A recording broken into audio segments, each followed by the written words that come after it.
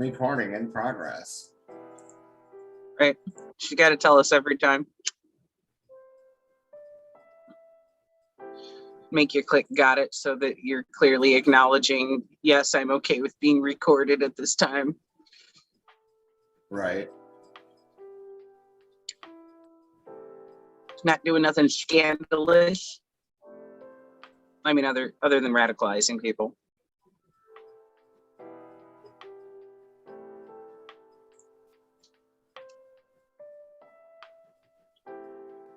Giving it a minute for people to pop on the stream. Yeah. Well, and I'm gonna share it and shit too. I'm just, Right. Yeah. Well.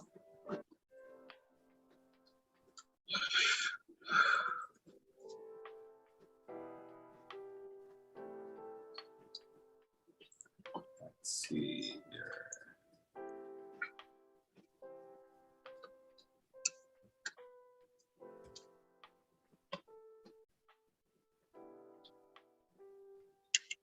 Okay, well, we are live. All right. Mucho live. Happy Friday, everybody. Indeed. TGI. My name is Rob. And my name's Trisha. And this is Tuesday's current event stream, 5 days and a half hour late. Oh, wait, 4 days. Whatever. I had that wrong a moment ago. Yeah. Apologies for the tardiness. Shit happens. And that's the best I can sum that one up for right now. Yeah. That being said, part of the reason is we did an extra stream today. It was originally supposed to release Monday, but we did a live preview because we were all available, even though Trisha had technical difficulties. We did our first piece for Emma Goldman's Anarchism and Other Essays. That will be available on podcast platforms tomorrow. Yep. Had a special guest for that, Zach Ellsworth, who is a dope-ass anarchist that we invited on to join us for the anarchy pieces. I dig his perspective, at least what I got to hear of it when I wasn't blooped out into the ether. So I do have something pretty big, at least for me. I'm a Trekkie, and that's why this is big for me. But I do have something to announce. We have a guest that's going to be coming on. I guess what I should say is that on Tuesday, September 7th, we will not be having a current event stream.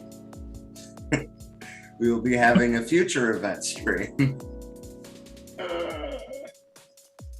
I dig it. Anyway,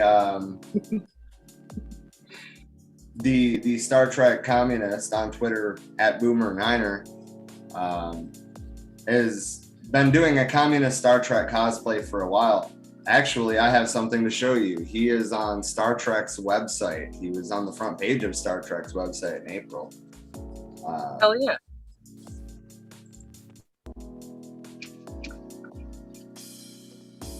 So yeah, September 7th, he will be joining us, and we're gonna do, well, we were discussing doing two parts pertaining to Star Trek to, talk about the economic system, as well as the political system,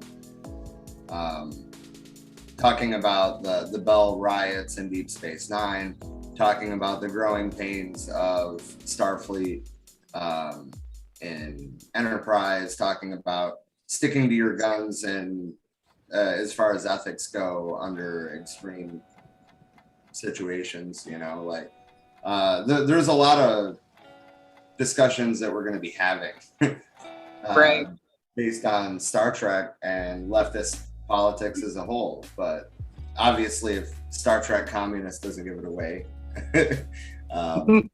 primarily we're going to be tying Star Trek to communism, which is quite easy to do, especially after that scene in Discovery where they were like, wait a minute, capitalist. No, we're not going to do business with you. We're not going to have an alliance with you unless you pay for your crimes. I wonder if I can find that scene on YouTube. I don't know, but it was pretty fucking epic.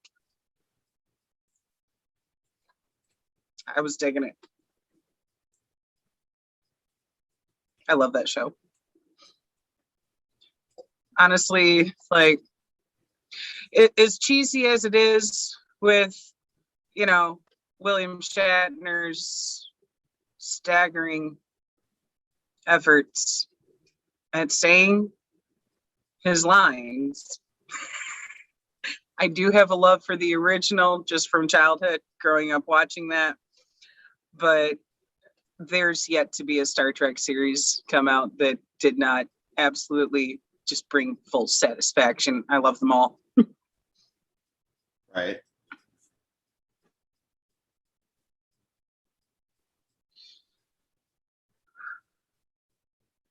I can't find that specific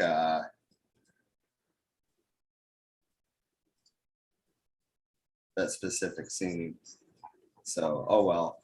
I'm gonna move on into the news. Oh wow, so like it looks like the track. Oh no, that's AccuWeather. Never mind. I thought it was. Okay, so Hurricane Ida, I guess I'll start there. Was a tropical depression yesterday.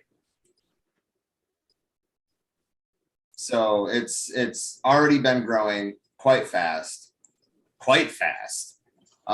It made landfall in Cuba today. About noonish. It should make fall in mainland Cuba actually probably right about now if it hasn't already. Which I mean, you know, Cuba handles hurricanes pretty well, honestly. They shut down public transit. Everybody goes in their houses. They evacuate the area that's supposed to get hit, and usually nobody dies. Like they handle hurricanes very well.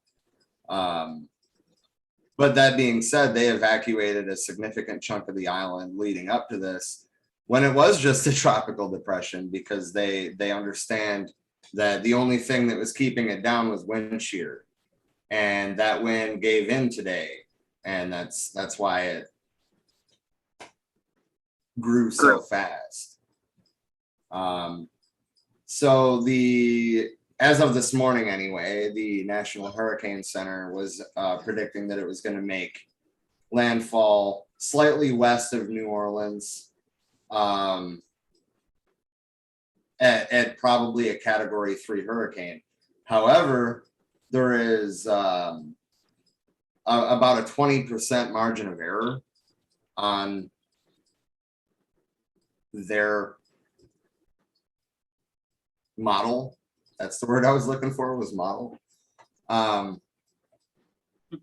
various other models are showing it becoming a Category 4 storm. And there was one that was calling it potentially a Category 5 storm, because the surface water temperatures in the Gulf of Mexico, where Ida is barreling through, well, tonight and tomorrow, the surface water temperatures are north of 90 degrees. Holy shit. Yeah. Dude. Again, that's another reason that it has grown so fast. It went from a small string of thunderstorms to a hurricane in a day.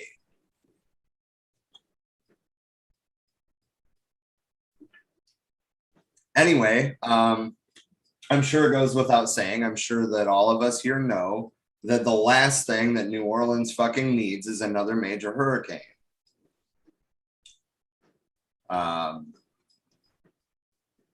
I actually have a video. Hold on, I'll just pull it up. It's just a little 50-second video. It is officials from the city of New Orleans. Let me set up the screen share though. That might help, huh?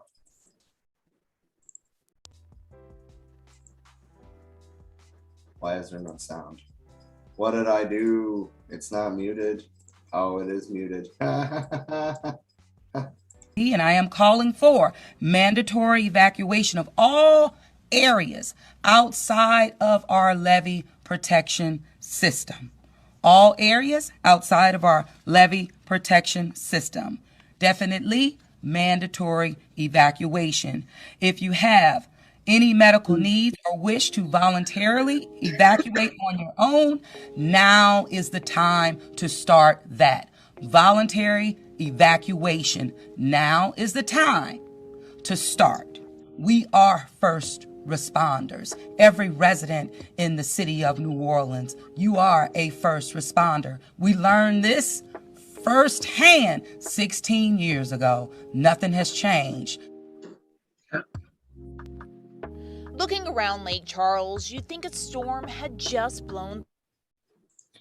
Yeah, so that was the mayor of New Orleans. So yeah, Hurricane Ida did make landfall over Western Cuba today, as in like it already happened. AccuWeather forecasters warn that Ida headed over exceptionally warm waters, like I already said, north of 90 degrees. Was likely to rapidly intensify and approach the U.S. coast as a Category 4 hurricane. So that's one of the Category 4 models. Most of them are Category 4 models. There was one, which is the official one, of course, that says Category 3, the National Hurricane Center, that is. And I forget what one, but there was one model that was showing a potential Category 5 storm here. Late Friday afternoon, so late Friday afternoon is today. Meteorologists have been watching this storm for like 2 days already because of the conditions being favorable for it to turn into a major storm. Why did it take until Friday afternoon? They already saw, oh shit, this just went from a tropical depression to a Category 1 hurricane in 24 hours. Maybe we should issue warnings. No, they waited until late Friday afternoon. That being said, I'm pretty sure that's because the city of New Orleans was like, hey, well, y'all, we're going to evacuate. Right. Like, let's get the fuck out of here. Then the National Hurricane Center is like, yeah, maybe we should, let's throw out a warning. Let's do it. Anyway. Storm surge and tropical storm warnings were in effect for parts of the Louisiana coastline, as well as the border into Mississippi and Alabama on Friday.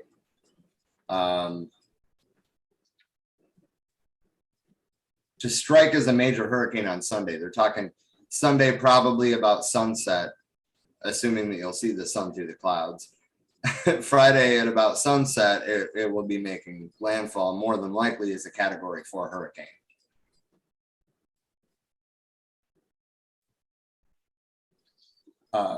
I don't think that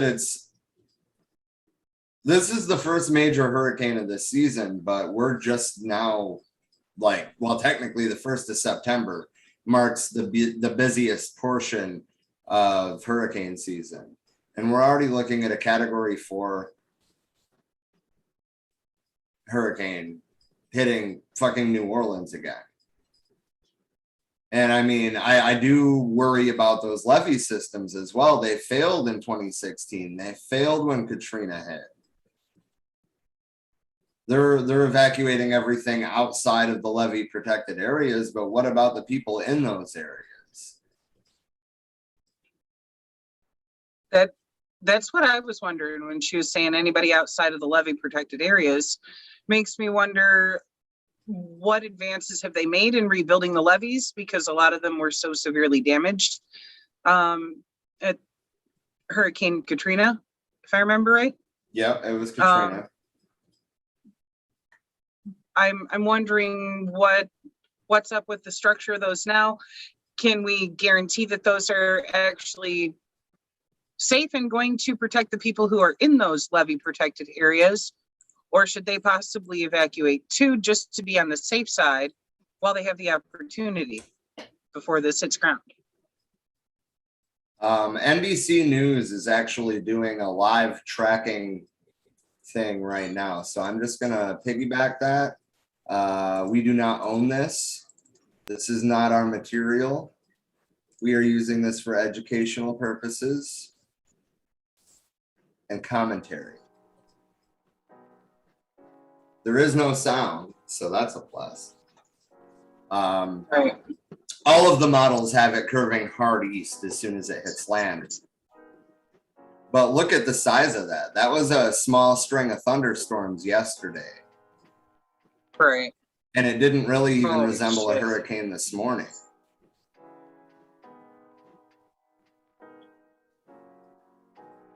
Obviously, this model is still showing it making landfall as a, was it category 4? I think so. Most of the models, yeah. Most of the models are showing category 4. But it could be anywhere between 3 and 5. Is that real time live right now as far as showing it over Cuba, or is that where it previously was? Because it's not showing a time marker on there. You're right, it's not. It made landfall late this afternoon in Cuba. Okay. So these should be up. These should be like the last hour or whatever, last 2 hours maybe. Okay. Man, I wish there was a way to access news media out of Cuba to be able to actually see what's going on there, what live reporting they have. I have not seen any live reporting, but as you know, I am a fan of Grandma, which is they had a, Grandma put out a tropical cyclone warning 2 days ago. Yeah. So like that whole portion of the island is fucking pretty much empty, or everybody's like in caves or, you know, severely reinforced buildings. And they shut down public transit all the way to Havana.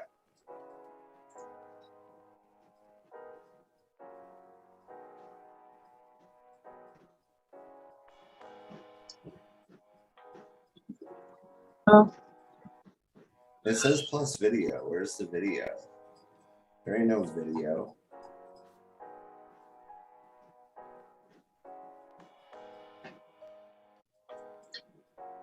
I'm wondering if there's any updates from today from Grandma.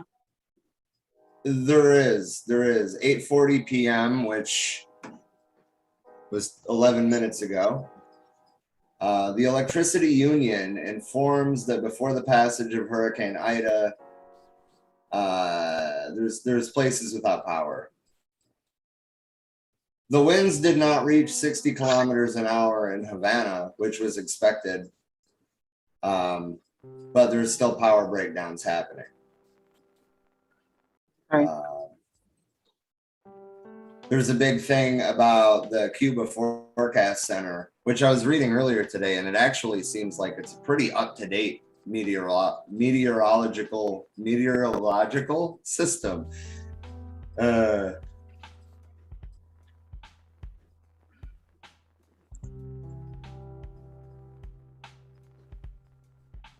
Chrome's translator is being a dick right now. I'll just load the English language of the page then, you dicks.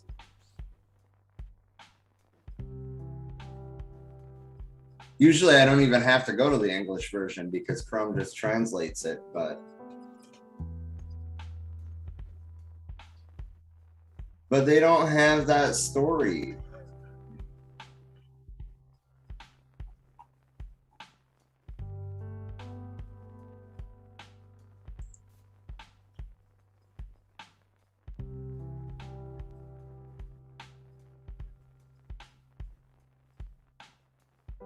I knew the English version was different, but damn it.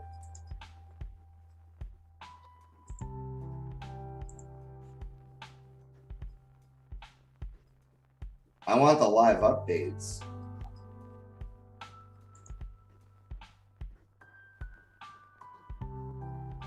Right. I think that was the part I was wondering about, if live updates. It's one thing to be able to find something tomorrow or later reporting back, but I just hope everybody through there is okay. And they've definitely got better evacuation plans set up there than we do on our coastline of the Gulf, but that fucking hit them hard from the looks of that. Well, I mean, it's luckily only a Category 1, and Cuba handles these things pretty well. I am seeing, I'll screen share this. Hold on. I'm changing my screen share to my other screen. I am seeing some down trees. And this is, talking about the possibility of flash floods. Why isn't the rest of that translating there? It just looks like pixels over here, so. Oh, really? Yeah. It's in computer language still. Jamaica could be looking at 15 inches of rain from the rain bands. Damn.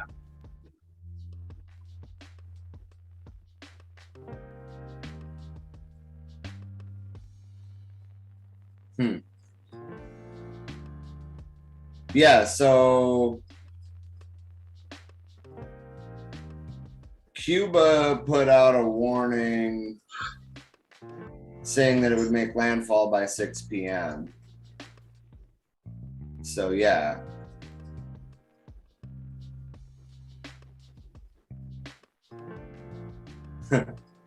Cuba is embedding tweets from NOAA because it's showing, that's hold on. That's Hurricane Ida right there. That was last night. This is today. Is it still pixely or do you see it? Yes. I mean, I can make out what that is being a picture. And yeah, that's fucking enormous. I don't know why that is even pixelated at all, because the last page that you were sharing wasn't. Yeah, that's really weird. I'd also like to point out this hurricane over here. It's actually not nearly as strong as you would think it is, being as big as it is, but you also see it doesn't have a defined eye. But that's going up the coast of Mexico right now. It's just a tropical storm.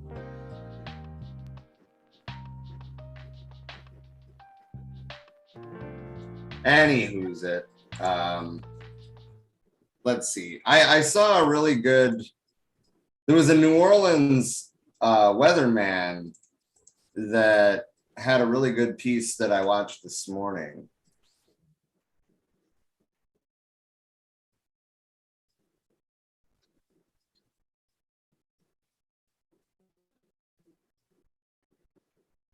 It's not screen sharing. No, I know. I'm looking for it. Oh, okay. I don't know. Sometimes I never know. There's been times that I thought you were still looking for something and I'm like, huh? And you're like, wait, that's not playing. Don't hurt to check.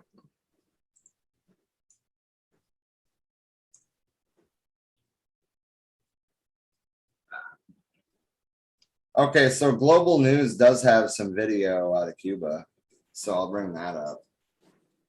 Remember, it's only a Category 1 now. This is not what they're going to be seeing. In Saglamar could be flooded here in Jamaica. August 26, 2021. Just look at these rains.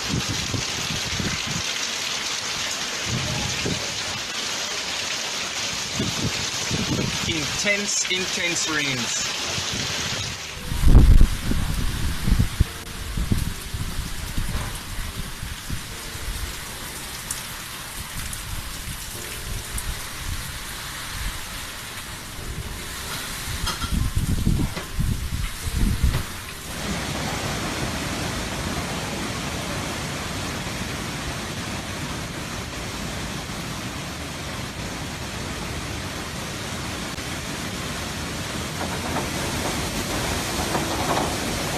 That's some pretty intense wind for a Cat 1. Right.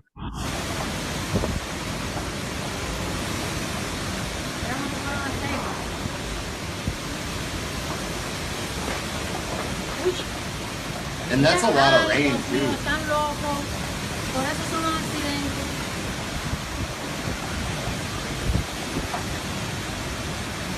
Whoever that was in the buggy is brave.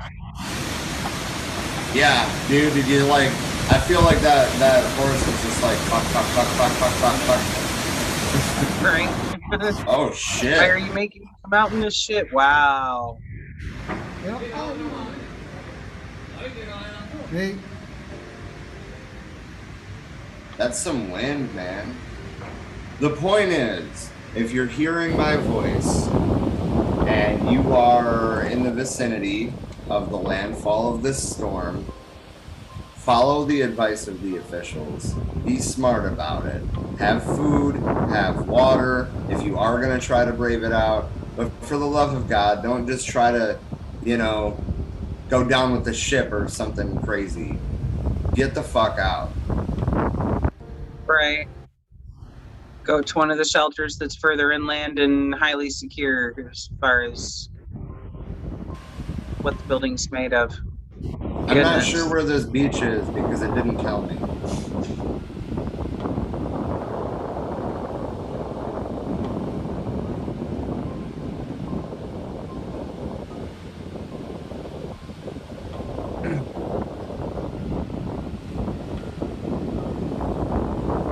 I don't know, but it's amazing how many people are still just out on the beach like, hey, let's watch the hurricane blow in.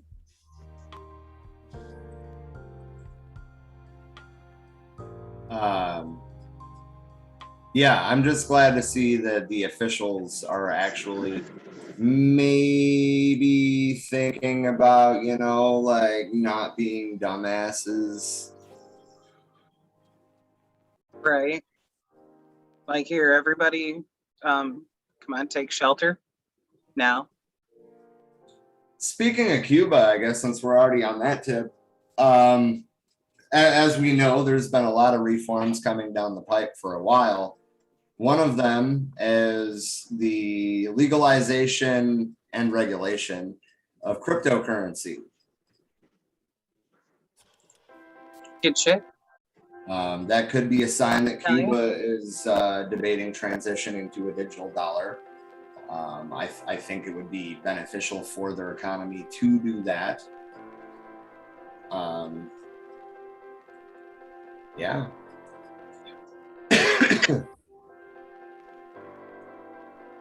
It could also be a way for people outside of Cuba to more easily send money to people in Cuba.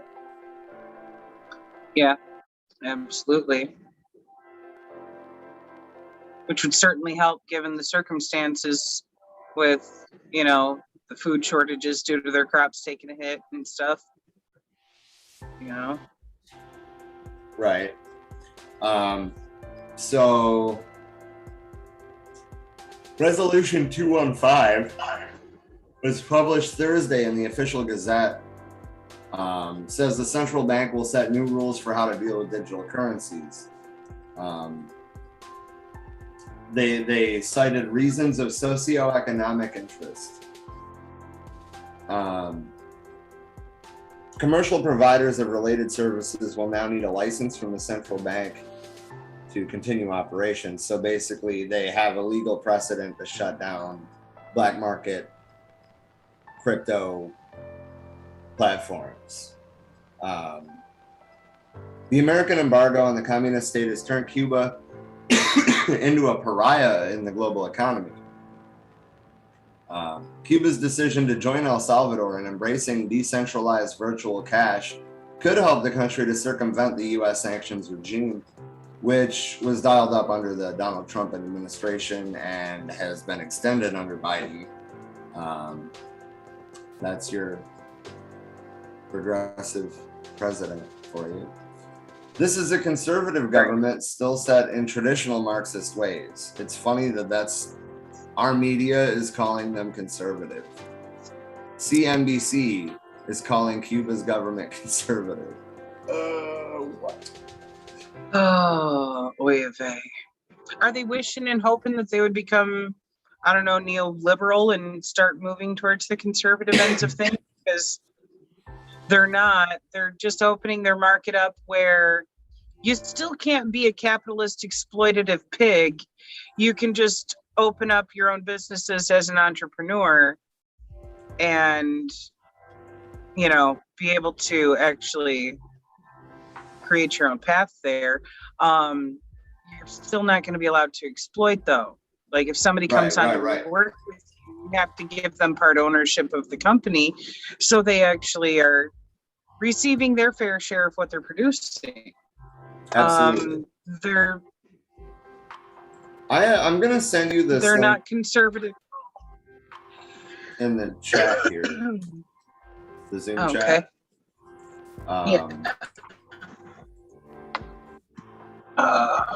Yeah, it's pretty interesting. Anyway, so this dude that was calling it a conservative government is from a London-based financial tech.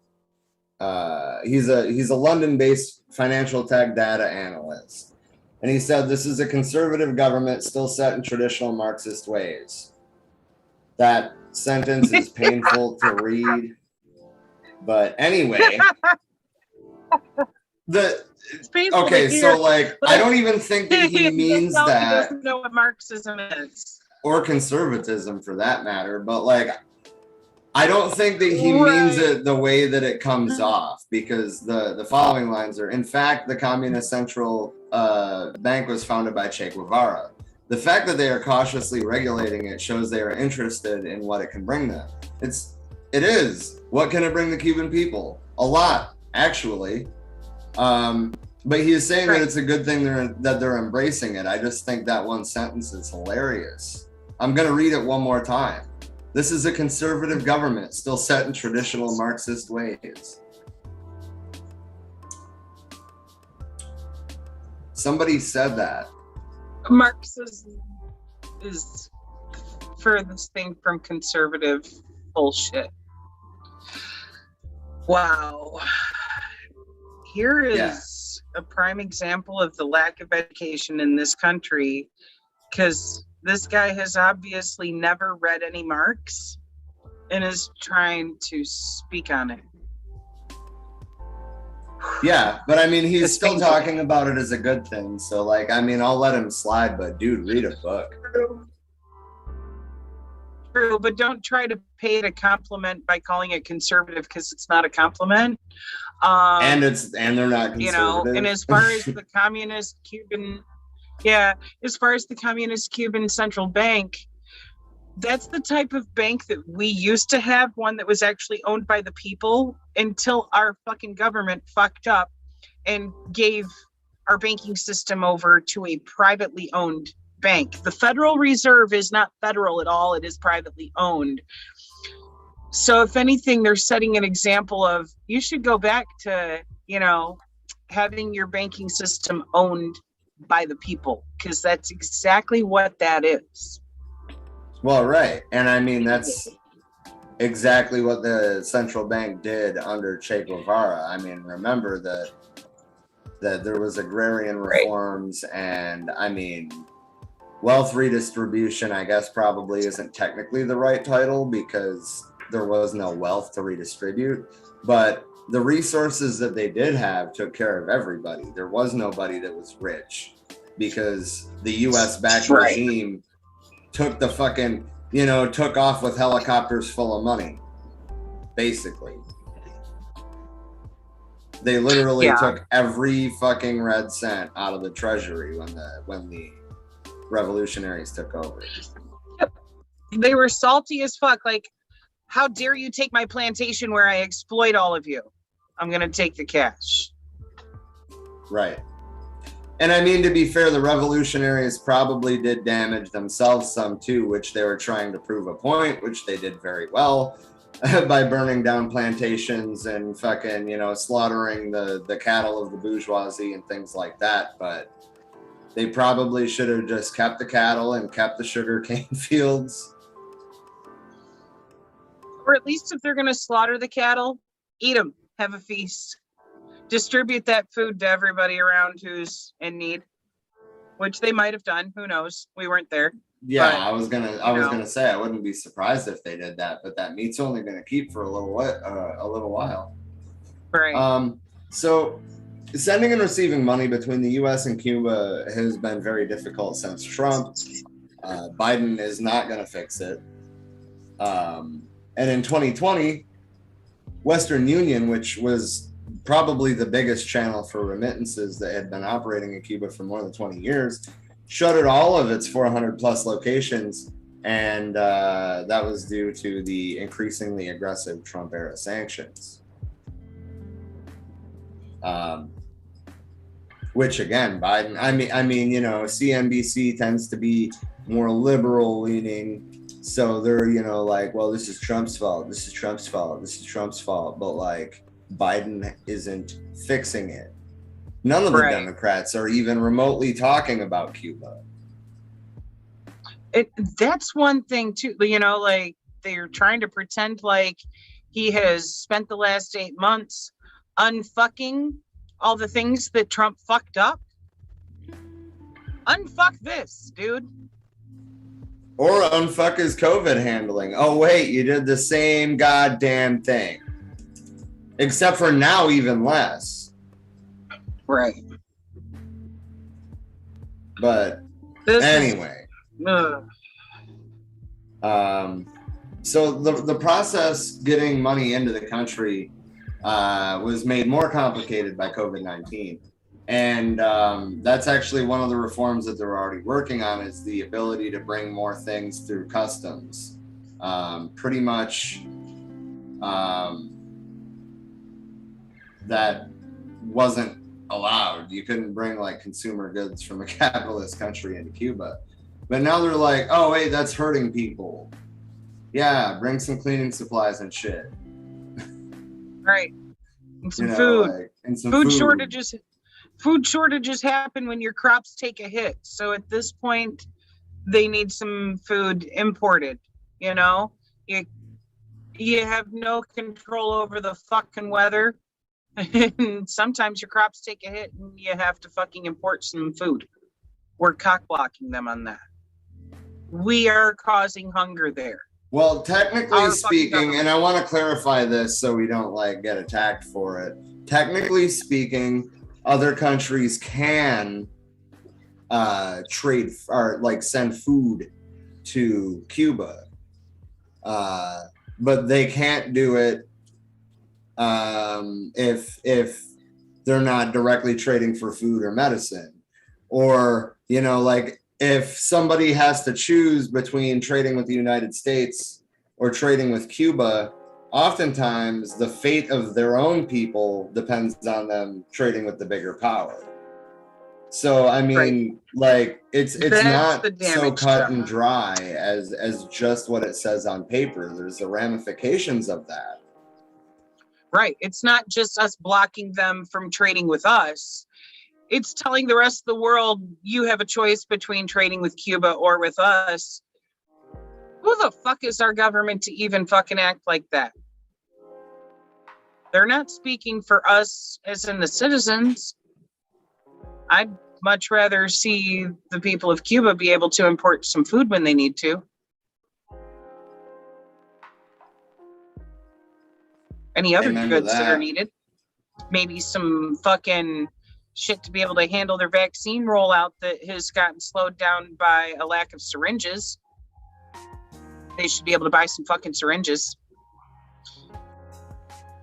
They should be able to buy some fucking toilet paper, the other things that were on that list of, you know, just basic life needs that we're hindering them from even being able to get.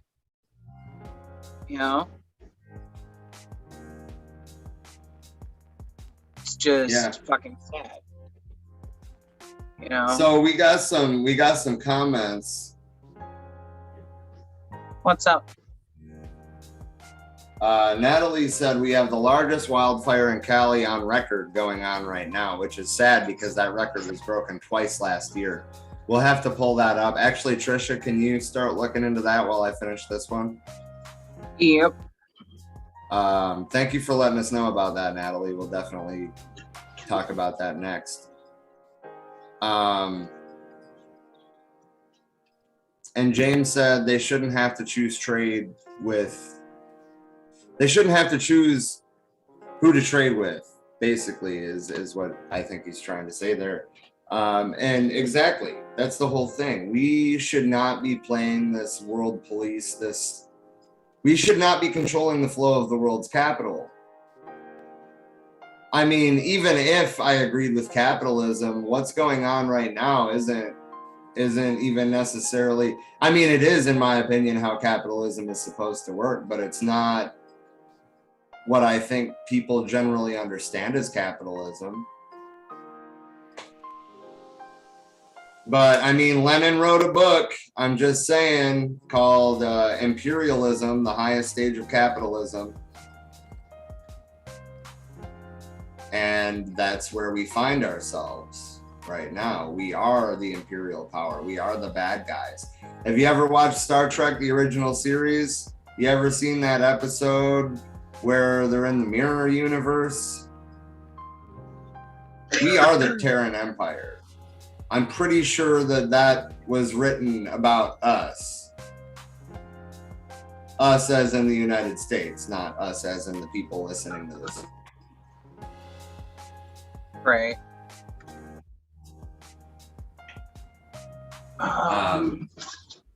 So basically, a lot, you probably already know this, but okay, so first of all, they're crediting the burgeoning crypto community for the rise in internet in Cuba, as well as the fact that there are so many more people who have smartphones and 3G connectivity. Remember, smartphones are much more accessible. They use much less power than traditional computers. These were a way of connecting third world countries. And they might be using, old technology that they've bought for dirt cheap or had given to them from other countries, meaning 3G, which has been completely retired and pretty much everywhere at this point. They might be a couple generations in wireless technology behind, but they didn't go through the dial-up phase. They never had to deal with the 56K modem. They never had to deal with DSL. They went straight to 3G.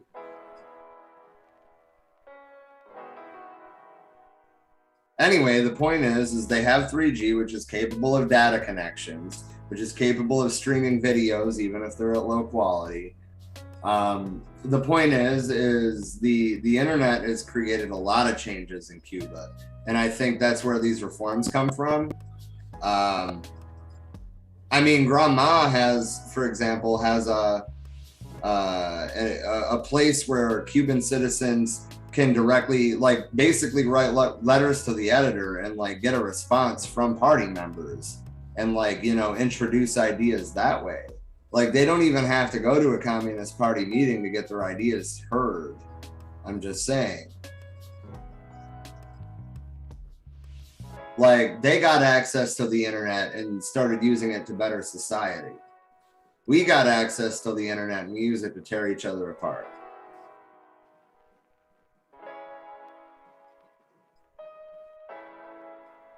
It's fucking sad.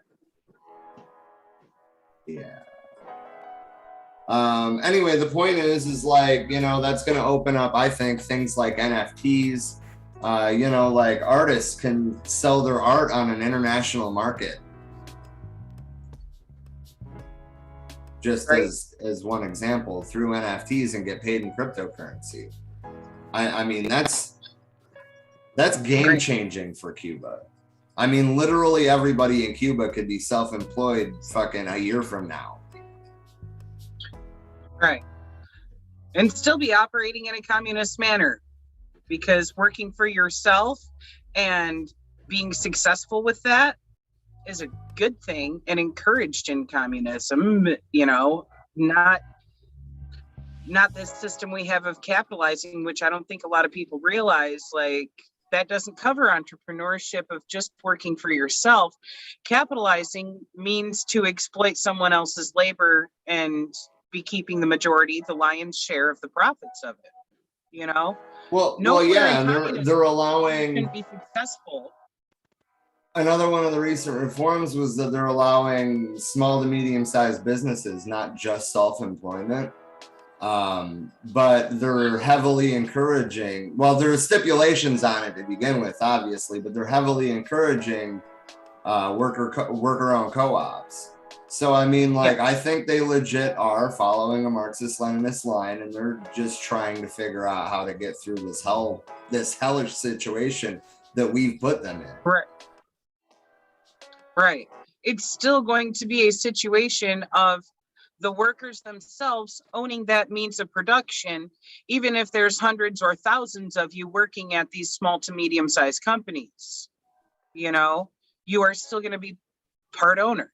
You're going to, you know, not be getting taken advantage of for someone else's personal gain. It's going to be everyone gaining from their contribution. Right.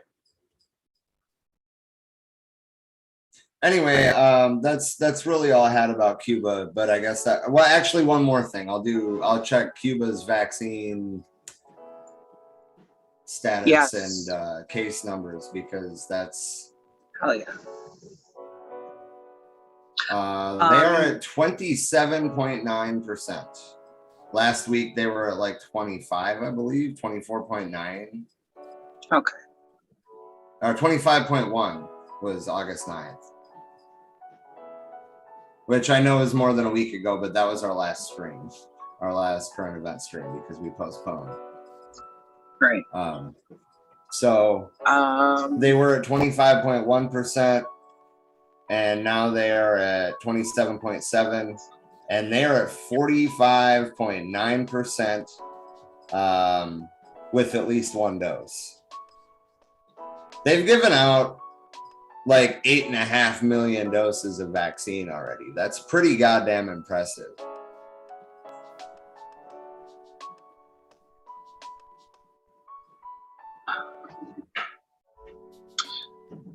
If you would like to move on to the climate change stuff and this massive wildfire in California, I've shared the fire activity map into our chat here. If you want to screen share that.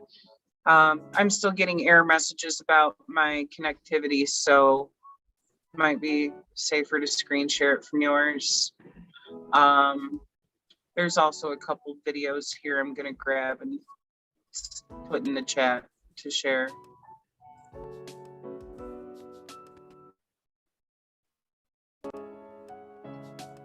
Oh, wow. I mean, I knew there was a lot of fires in California. There basically always is. But wow. Right. What's this big purple area here? Is this like a complex fire? That's what I'm thinking.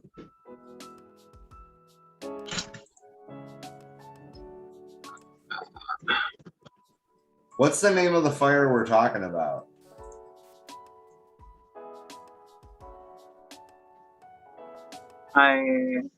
Everything is just listed under California wildfire. So I couldn't tell you. Let's see. There's a video.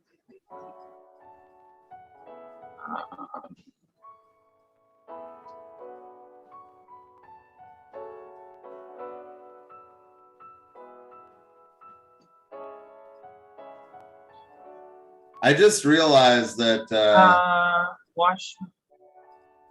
never mind, it's good. I'm seeing here a note of Washington fire near Jamestown and Sonora, but that's under California wildfires, so I don't know if it's just spreading through to Washington or what.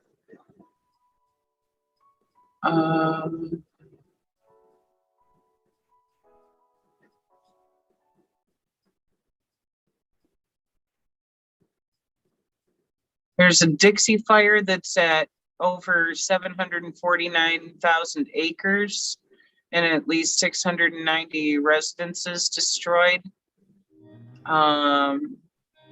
and that is another one in California. So I'm not sure specifically which region Natalie was referring to. Okay. I see. I think we are talking about the Dixie Fire. All I had to do was zoom in more. Holy Okay, fuck. I just popped that in the chat too. Yeah, it's fucking huge. And there's a Caldor fire heading towards Lake Tahoe too. Well, it said 2 days ago heading towards, so let's see if I can find something more updated there. Here's some video from Tahoe. I'll pop that in the chat too.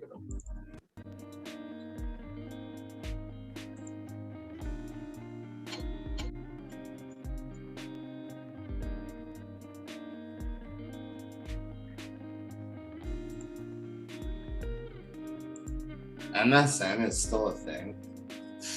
Yeah. I only grabbed it because there's, some video stuff linked there. Wow, it looks like MSN's video capabilities haven't changed. Try closing some applications. Fuck you. What are you trying to say? It's telling you you're using too much CPU. Close something, please. I do have a lot of. I did have a lot of tabs. Yeah, don't close this one. Oh. Holy why is shit. Why is the default muted? I don't know. It's weird that it's doing that. Look at that thing, dude. Woo-wee.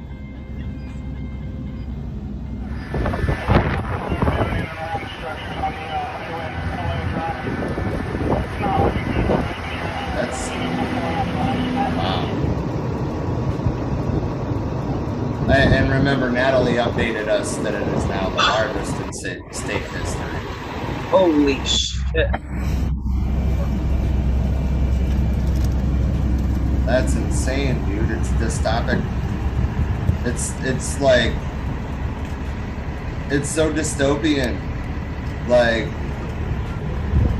right? It's like a movie, but it's not. Holy fuck. Dude. So we have a new viewer, it looks like. AO says, if I pronounce that right, says, I'm glad I found some comrades. The Kabul airport bombing is coming. I'm glad I found some comrades who go live. I'm disabled and stuck in a very red district in Western New York. Happy to be here. We are happy that you are here. Indeed. Welcome. Yeah, I mean, like, red areas, a lot of times breed little pockets of revolutionary thought, and I hope that everybody knows that they're not alone. And AO also said, I don't see any Jewish space lasers. Interesting. Yeah, the committee on Jewish space lasers hasn't gotten back with me about any, recent beaming. It's not us. Oh man. Fuck. It's been a while since I've heard anything out of Marjorie Taylor Greene. I'm curious. I wonder if she's got any rants thinking this is Jewish space lasers. They're just not hitting the news yet. She's a trip. Dude, a trip doesn't even begin. She's a bad trip. Yeah. Hey, John Bartel here. We are out here at the Washington fire here. This is right out near, in between Jamestown and Highway 49 here. What you're looking at behind me here is the result of just this massive aerial attack on this wildfire here. You can see that a lot of this fire truck here is just covered in fire retardant. Now, we have seen planes, helicopters, everything. They have just dumped all they can on this fire here. Not only that, we've got a lot of these ground crews along with these large cats here. They've been creating a lot of fire lines around here. You can see that where the fire has burned. So just to give you a little better idea of where I am at, this is right off Highway 49. We're not far from the fairgrounds up here. On the other side of this hill is the Tuolumne Water District, and a lot of this area has burned.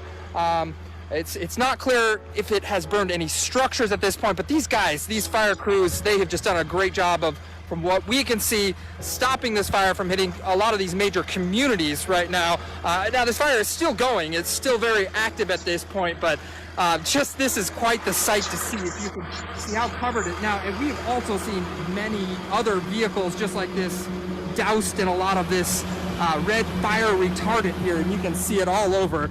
But they've managed to keep a lot of this fire contained up into this wooded area. Once again, I'm not sure if or how many structures were burned. We're not hearing anything about that, but they've managed to keep a lot of this fire in the rural areas. Now, I'm told that up this hill, right up Highway 49, this is an area where we've heard there's a homeless encampment up there. We have no idea if that's where it started. But there is some concern that maybe some of the homeless people up here hopefully they have evacuated to get out of there, and they were not injured. But that has been a concern up there where they've been putting out a lot of these flames. There's still some smoke smoldering up here. But just once again here, this is Washington Fire. They are the aerial attacks here have just been tremendous, keeping it to the wooded canyon areas. Fire crews just doing a great job. You wouldn't believe just the amount of aerial attacks I've never seen so many helicopters, planes dumping all at one time. So it was a really tremendous effort on a quickly moving fire in this area. So once again, not over yet. We're gonna have some more tonight on the Channel 10 on LNT, and you can figure out more updates. But when we got here, so I'm gonna try to see if I can find anything from today about the Dixie Fire.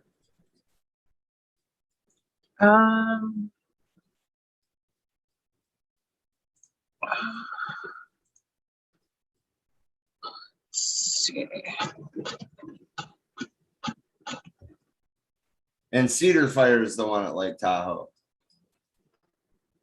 Yeah. All right, so yeah, one more video and then we'll move on.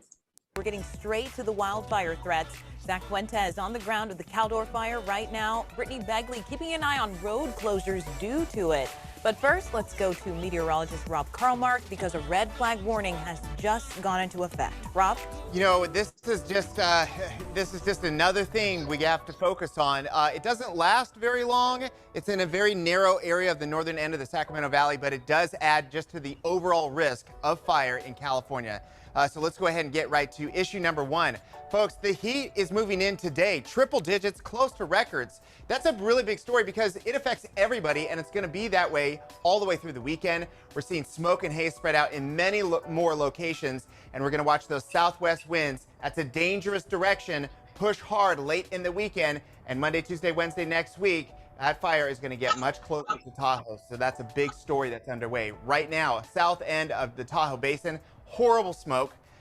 Pollock pines everywhere close to the fire, and down low, if you're downwind of the fire in the lower foothills from Sutter Creek all the way through Murphy's, Pine Grove, we've got so many spots that are just dealing with terrible air quality this morning from those east winds. Now in the valley, it's calm at the moment, but what's going to happen is you're going to see north winds kick in, and that means smoke and haze spreads out to many, many more locations.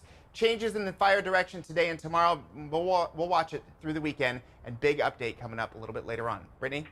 In the traffic center, all eyes again on US 50. Let me show you this video from Van driving down US 50. This is why a portion is shut down. No estimated timetable, of course, when all lanes will reopen. And you can tell that just by listening to meteorologist Rob Karlmark's forecast.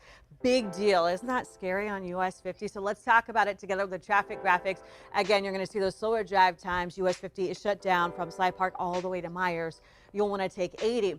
On the other side of the map, Trace to Livermore, 205 to 580. We're looking at 28 minutes. We'll take a look at all things Elk Grove coming up next. Brittany, thank you. Let's move on now to the Caldor fire. It's forcing people in South Lake Tahoe to be on high alert. I figured there's 20,000 or more people in Tahoe, and I didn't want to deal with the traffic and leaving and sitting in 10 hours of one lane trying to get out. High fire activity is threatening evacuations. Parts of Alpine County around Kirkwood are now being asked to get ready to leave. Parts of South Lake Tahoe also prepping to get out of harm's way if needed. Air quality and traffic congestion concerns have prompted some to leave anyways. This brings us now to ABC 10's Zach Fuentes. He's along the fire lines near Kybers this morning. Zach? It was a surreal drive heading up here on Highway 50 East, showing you just why it is closed. You see these flames right here. Just in front of those flames is a river, kind of acting as a natural fire break, but you still see how treacherous and dangerous these conditions are. If it wasn't the fire that was along the road, the smoke throughout this drive and this commute has been extremely thick, giving us almost zero visibility. Of course, firefighters have been working around the clock, going through these conditions on the road to fight the fires, and many communities along 50 have been evacuated from Pollock Pines on up. Heading into the weekend, of course, South Lake Tahoe is at risk, with many residents there concerned. Now, so far, no evacuation warnings have been called for the city, but emergency officials say you do not have to wait for that formal warning to evacuate. As one official put it, it is better to evacuate early than late. And coming up in the next half hour, we're going to hear from some South Lake Tahoe residents who decided to take off early. Now, we're going to stay out here monitoring everything that's going on, bringing you the latest as soon as we get it. So, Zach, thank you so much. Take a look at this video from nighttime water drops on the Caldor fire earlier in the week. Helicopters contracted to Southern California fire organizations were brought up here to help fight flames, mainly in the Sly Park area. Air attacks are critical in the firefight, and bases across the state are very busy. ABC 10's John Bartel was at the latest fire to break out. That's the Washington fire in Tuolumne County, witnessing the fight firsthand. All right, so what's really slowed this fire down is this behind me here. You can see this is a result of just a massive aerial attack. All of this is that fire retardant. It's all on the ground here surrounding this fire, which has contained it here. Not only that, but right behind me here, crews like this that are running these cats in the ground crews, creating that fire line there, has managed to contain it. Now, we're right off Highway 49, right near the fairgrounds up here in this area. And you can still see some of the smoke up in the hills here that's still lingering. And fire crews right now, what they're doing is trying to keep that fire contained, keep it away from structures. But because of this massive aerial attack and a lot of these ground crews in this area, these fire crews have done a great job of keeping it away from many of the structures, whether it be over in Jamestown or Sonora. And we're out here in between Sonora and Jamestown. I'm John Bartel. John, thank you. Take a look here. We've told you about the Caldor and the Washington fires, but we're also keeping an eye on 3 others in the area. That's the Dixie, Bennett, and Arola fires, all burning right now. We have a full breakdown of everything you need to know about them right now on abc10.com. That's crazy. So, there's evacuation on in California. There's evacuations going on in Louisiana. And today, the fucking Supreme Court, or was it yesterday? It might have been yesterday.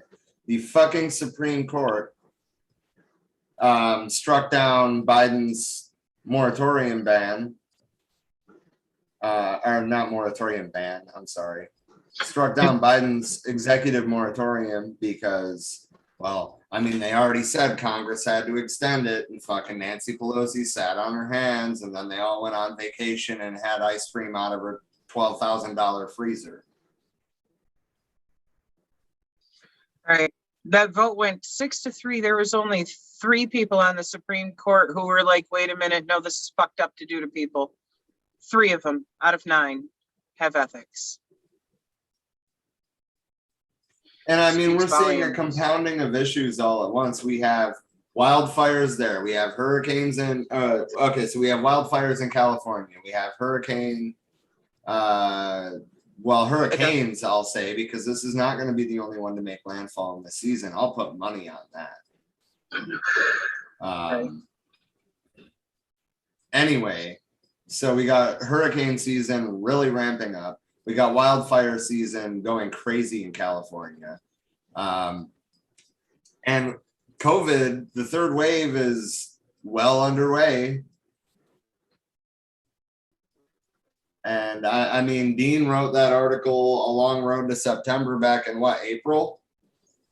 And he called everything that happened. So?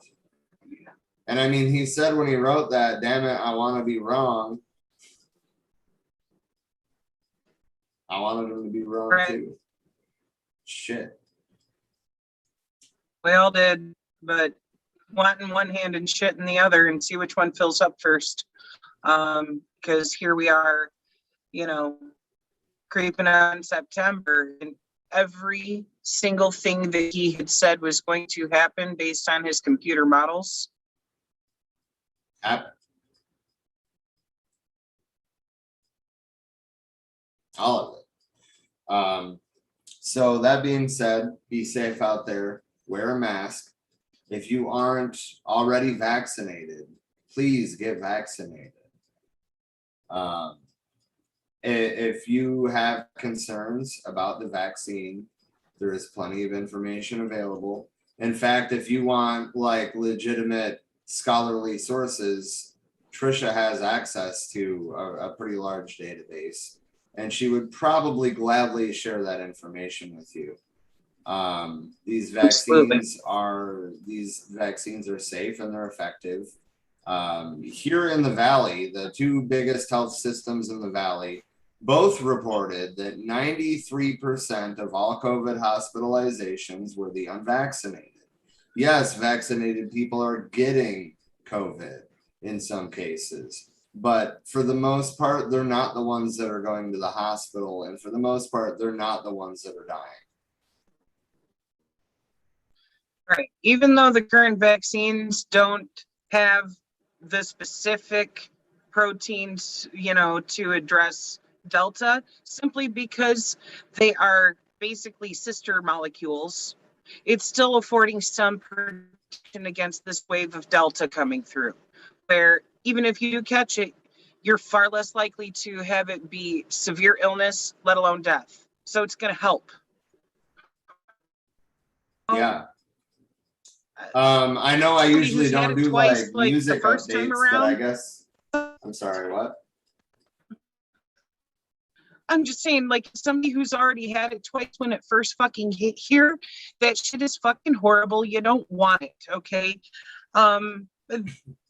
This is something that if you don't have natural immunity to from already having had it, you got zero protection unless you go and get the fucking vaccine. Like, obviously, yes, work with your immune system, take zinc, take black elderberry, take vitamin C, all the antioxidants.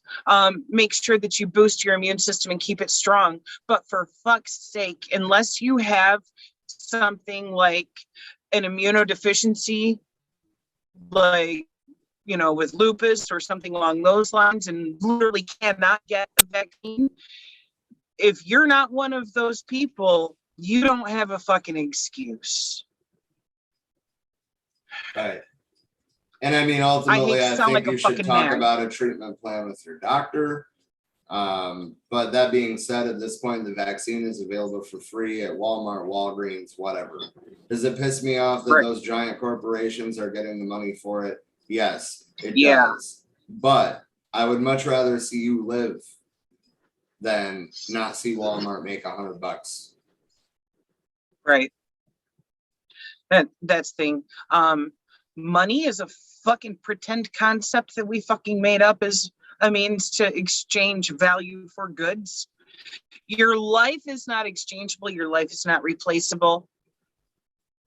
We can't get another you. if you die from COVID or from the after effects of it. Mind you, some of the research that's coming out, even for after effects of people who've survived it, is fucking horrendous. The last one that I read a couple weeks ago is, okay, everybody, you know, has been talking for a while about the COVID fucking with your memory. Well, they're finding out why, and it's because if the infection reaches your fucking brain, it is causing damage that is akin to what you see in Parkinson's and Alzheimer's, things along those lines, where it's not just, oh, you have a foggy memory now. No, it is impacting your brain function. Please avoid this at all fucking costs. If you have the means to protect yourself from getting infected with it, do it.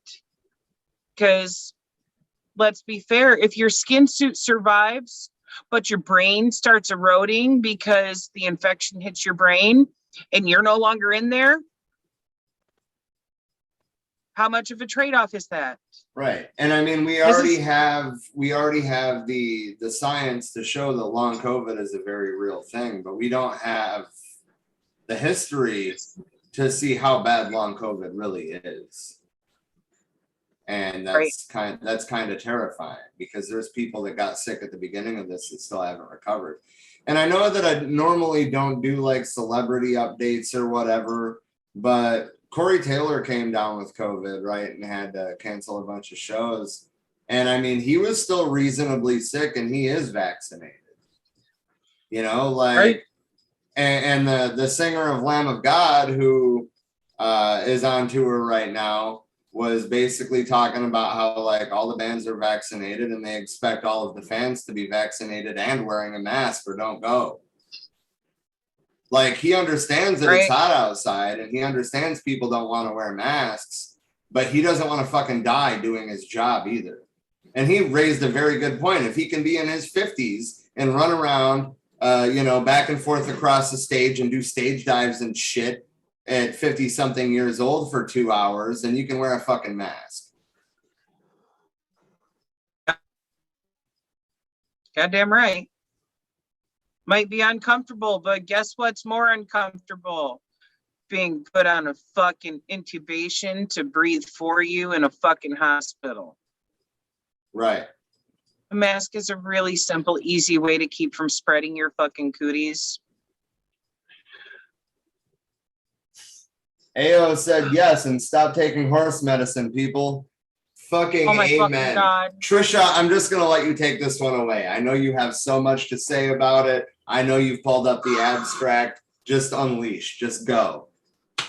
Okay, so this stupid fucking shit started with the FLCCC trying and getting rejected, getting fucking completely removed and fucking dragged like a bitch for having done this. The FLCCC, which is an unofficial fucking association of basically quack doctors who are trying to say that, oh, see, we did this study and here's our data and fucking horse dewormer is going to help you. Or, dude, even if it's the fucking version of ivermectin that is for humans, it's still for parasites. They use it topically for lice, or in very rare occasions, if you happen to get a fucking intestinal infection of parasites, worms, etc., then they'll give that to you.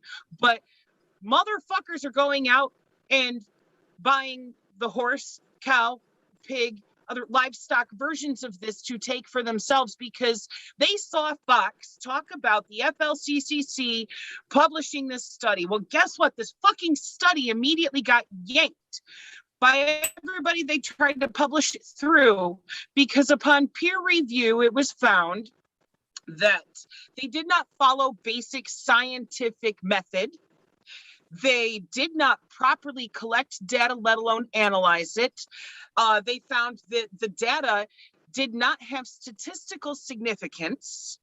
They also found that the data didn't even support the FLCCC's own fucking conclusions.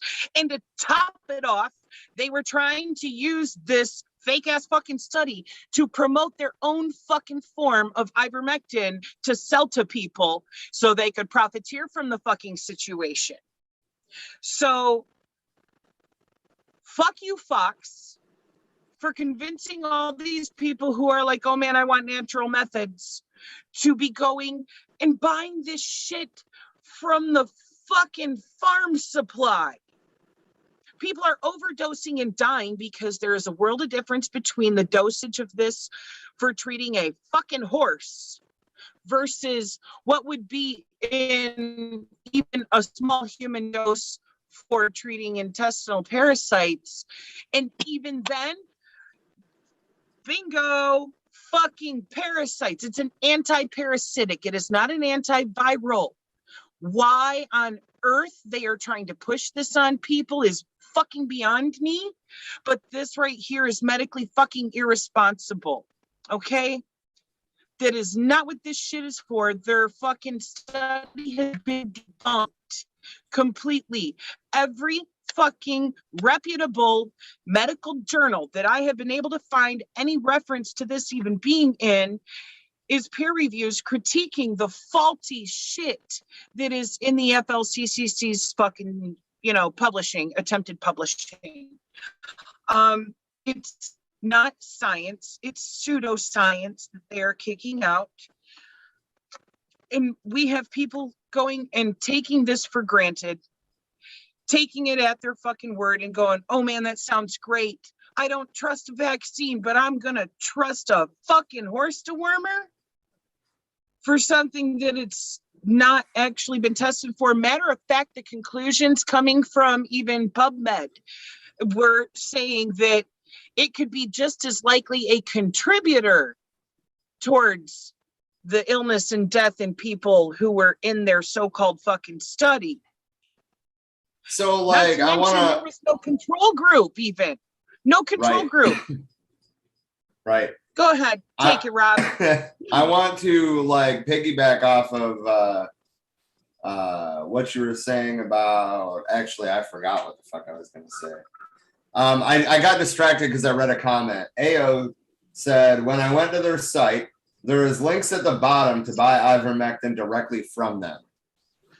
Bingo. That right there, that is unethical as fuck. Yeah. That's not how real scientists who are respectable fucking operate at all. Right. James said, what about the UV light in the bung or shooting up bleach water? I have 3 words to say about that. Jesus, fucking, and Christ. That's how I feel about this. It's so frustrating. I get it. Okay, people are desperate for something, anything that will work. But they need to understand that not all medicines that work with humans work with animals and vice versa. And okay, there's some things like, yeah, you can go get fish antibiotics that are the same types of antibiotics, and you can adjust the dosage for your fucking body weight if you don't have access to health insurance to go and actually get a prescription of antibiotics. But the fucking livestock version of ivermectin is not the same as the human version of it that they use for fucking topical for lice. Right, and it's super concentrated, as I understand it. And it's meant for fucking injection, not ingestion. Thank you. That too. People are trying to drink this shit and it's an injectable. And it's like, okay, there's different chemical makeups of the other additives that are in there too, because it's built for either a cow's body chemistry, a horse's body chemistry. It's not built for a human's body chemistry. There's going to be different additives that are in something that is for humans. This is not safe. Not to mention, let's get right back to the fucking root of it of there's no reason to take this for COVID. The data does not support it. If the data doesn't support it, then they drew a false conclusion and they tried to dispel it as truth. To sell their own product. Yeah, that is irrevocably fucked. It is so unethical. It is horrible. There are people now dying from overdosing on this shit because there's a world of difference in the concentration for a horse that weighs over a ton. than for a human that's anywhere from 100 to maybe 250 pounds. Give or take, there's some range. But you get my point of a fraction of the weight, as well as completely different body chemistry. Yeah. So James said, I trust Johnson & Johnson way more than I trust UV light in the bung or bleach water. Me too, buddy. Right. Same. And I mean, even as far as, you know, the current vaccines that are out there, I would trust the Moderna one even more than, say, the Johnson & Johnson, you know. But either way, I would rather take something that's actually shown some data saying it's safe and effective in humans than be like, man, I'm going to go take something that has no statistical fucking, you know, data to support it and show that it has any effectiveness because it's the wrong class of drug and it's for a completely different species of mammal. Not all mammals are the same. I mean, even when it comes to simple shit, you and I can take Tylenol or Motrin, but don't dare give it to your dog for inflammation because it'll poison them. Now, when it's something as simple as that, think of how much more complex those problems are on a biochemical level when we're talking much more complex drugs like this. It's not fucking safe. Right. And Natalie said, I seriously wanted ivermectin to be the truth, but it failed. And now so many people are losing their lives with it. I see many in a group I joined long ago that are losing the battle with loved ones who relied on that and would not get the vaccine. And that's why we had to talk about it. It's a fucking problem. I understand people wanting to address things in a natural manner, but ivermectin, for one, is not a natural manner. It's a fucking anti-parasitic drug. But if you're actually wanting to address things in a natural manner, then you need to do the things that boost your immune system. You need to eat whole raw foods, okay, not processed shit. You need to take vitamins. You need to take like a daily multivitamin plus extras of vitamin C, vitamin D, especially D3. You need to eat blueberries, blackberries, things like that. You need to take a black elderberry supplement. You need to take zinc.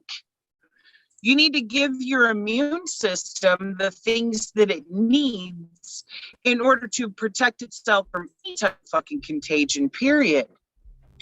That's the natural route. That's real fucking science that actually is supported by testing and data. Your fucking skin suit needs specific nutrients in order to produce immune factors. There they are. Ivermectin's on the list. So, as for, you know, a holistic fucking perspective on this, yes, our immune systems are amazing. They can do fabulous things when given the right nutrition. But they also still have their limitations. Even if you are in the best shape, the best health, you're still susceptible. So that's why we have things we have developed in modern medicine to give it a little extra fucking nudge. And vaccines are one of them. You know, our parents and grandparents and great-grandparents generations managed to make it through polio and eradicate it by the time our parents were in school because of vaccines. And that's just one massive example. And this is coming from somebody who loathes big pharma because of the way they fucking exploit people for profit.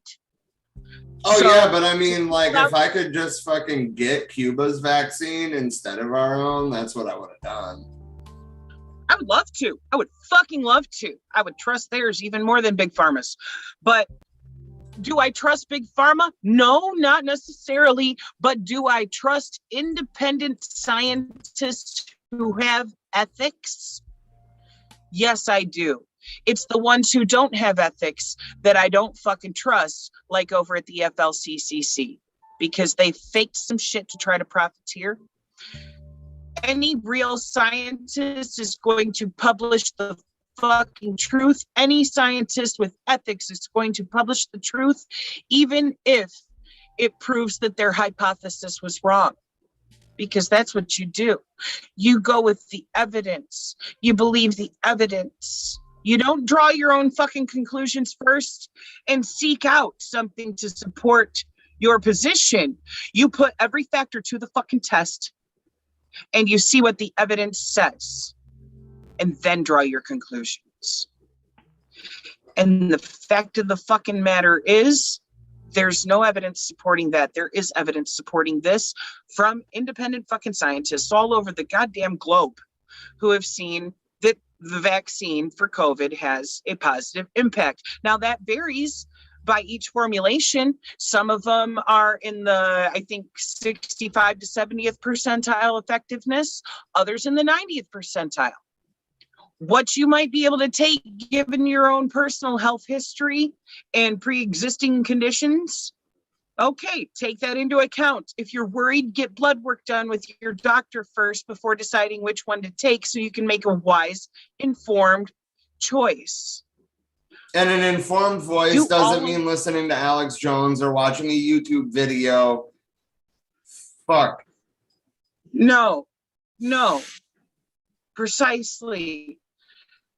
That's not being informed. Informed means look up real, reputable medical journals and read the abstracts. And if you need to sit down with a dictionary on one side of your computer screen and the abstract on the other to be able to look up the medical terminology to get a full understanding, do so. Because that will help you gain that working knowledge base about the biochemistry involved there to truly understand what they're saying. Things like that can help you differentiate between what is a quality source and what is not. Because people have been coming to me quoting the FLCCC as their source. And I'm like, wait a minute. No, please think critically, because if you were actually reading what they said and understanding that from a scientific point of view, you would have known that they were bullshitting you. They're trying to profiteer off you. They're not trying to help you.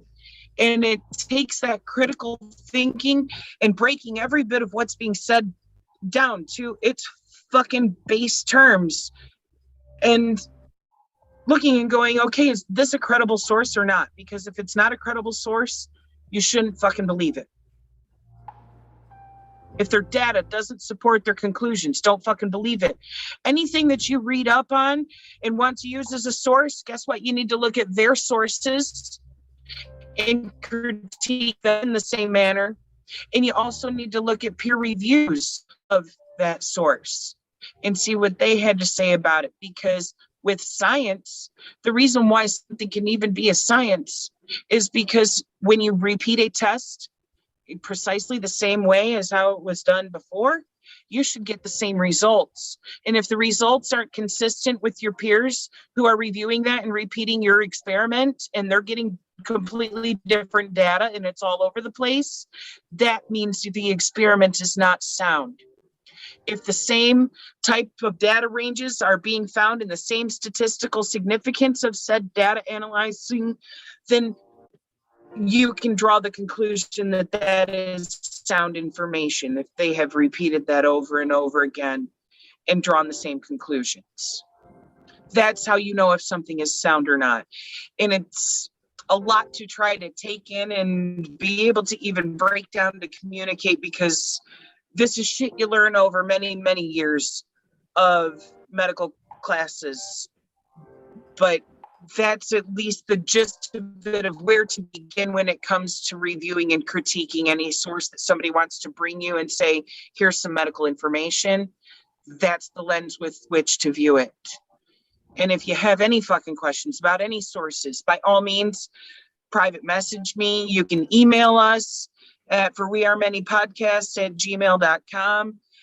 Send me the stuff and I will look through it and get back with you and give you my honest perspective on it. I'll share it with Emily too. She's even further along than I ever got. She's this close to having her doctorate in biochemistry. So she has a massive wealth of knowledge too. So like pick our brains by all means, because She's way the fuck smarter than probably 99.999% of the people on the fucking earth. Gotta give it to her. And we want to help. We want to teach you. I get it. Education is a right. Knowledge is a right.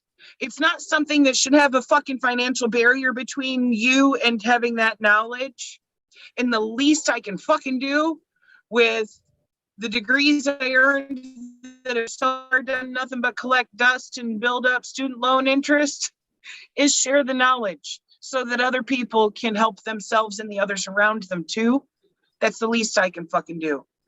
I wish I still had my pathology and immunology textbooks to be able to actually share the stuff specifically on these types of viruses, but they got ruined when the house in Flint flooded. So I don't have those. But if I'm able one day, because they're expensive, hundreds each, if I'm able one day to get copies of those again, to be able to share that knowledge with people, I will do so.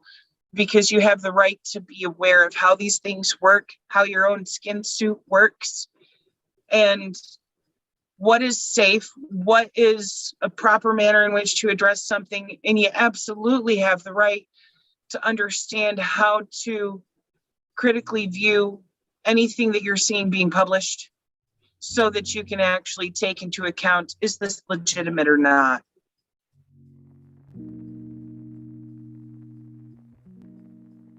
Right.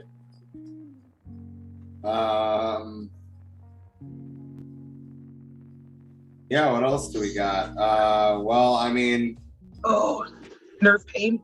I guess while we're on the COVID topic, we should probably Don't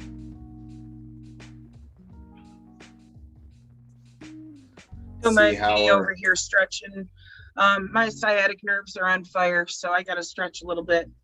So I'm gonna disappear off screen, but I'm not really disappearing. Ow. Shit.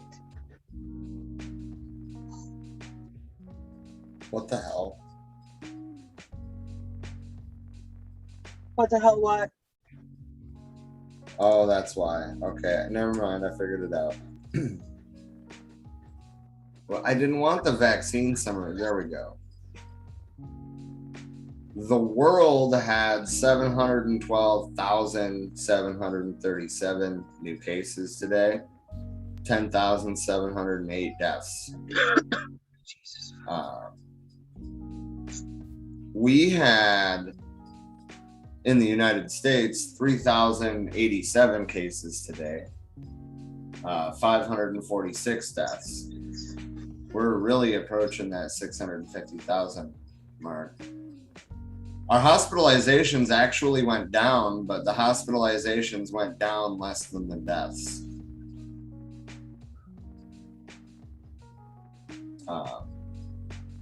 Yeah. And I also kind of feel like we're probably doing a shit job at testing, but anyway,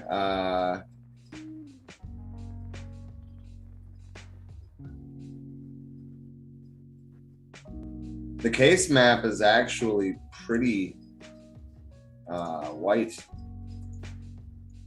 which means no change. But I mean, that's still not good.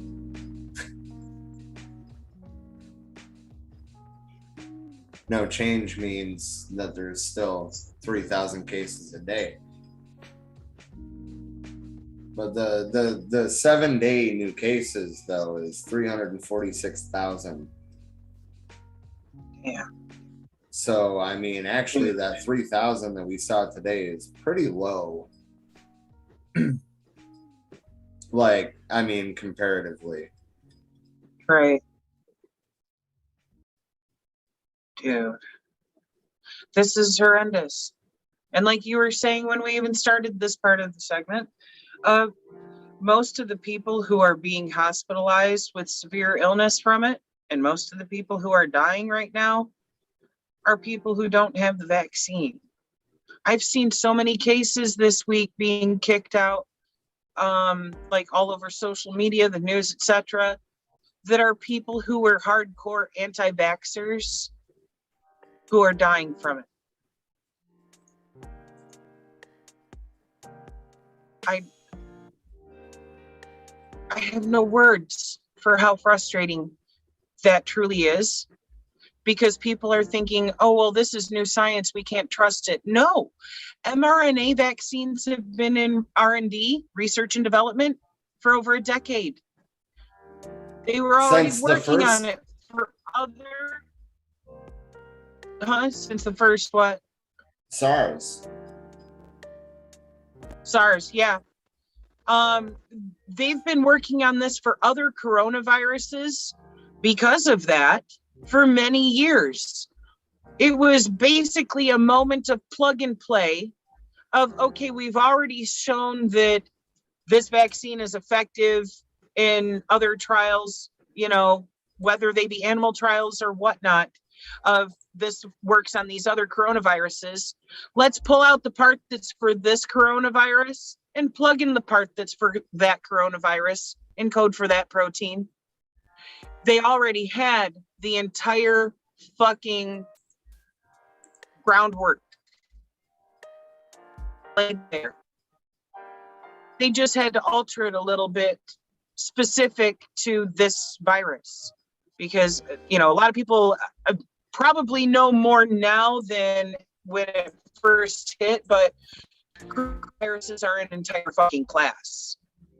The name of this one isn't coronavirus. This is SARS-CoV-2. So, you know, this is one of many coronaviruses. This was already something being developed to be able to fight things like your common cold or any other fucking coronaviruses. They're rhinoviruses.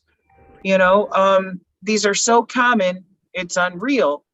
This is not new technology that you can't trust. And you sure as shit can trust it more than you can trust the fucking horse dewormer down at fucking Farm Supply. Agreed. So in terms of our COVID stats, right? This is the last 30 days. I think when I was saying 3,000 cases a day, I think I was looking at Arizona and I didn't even realize it. But our 7-day average is at 156,000 cases a day. Yeah.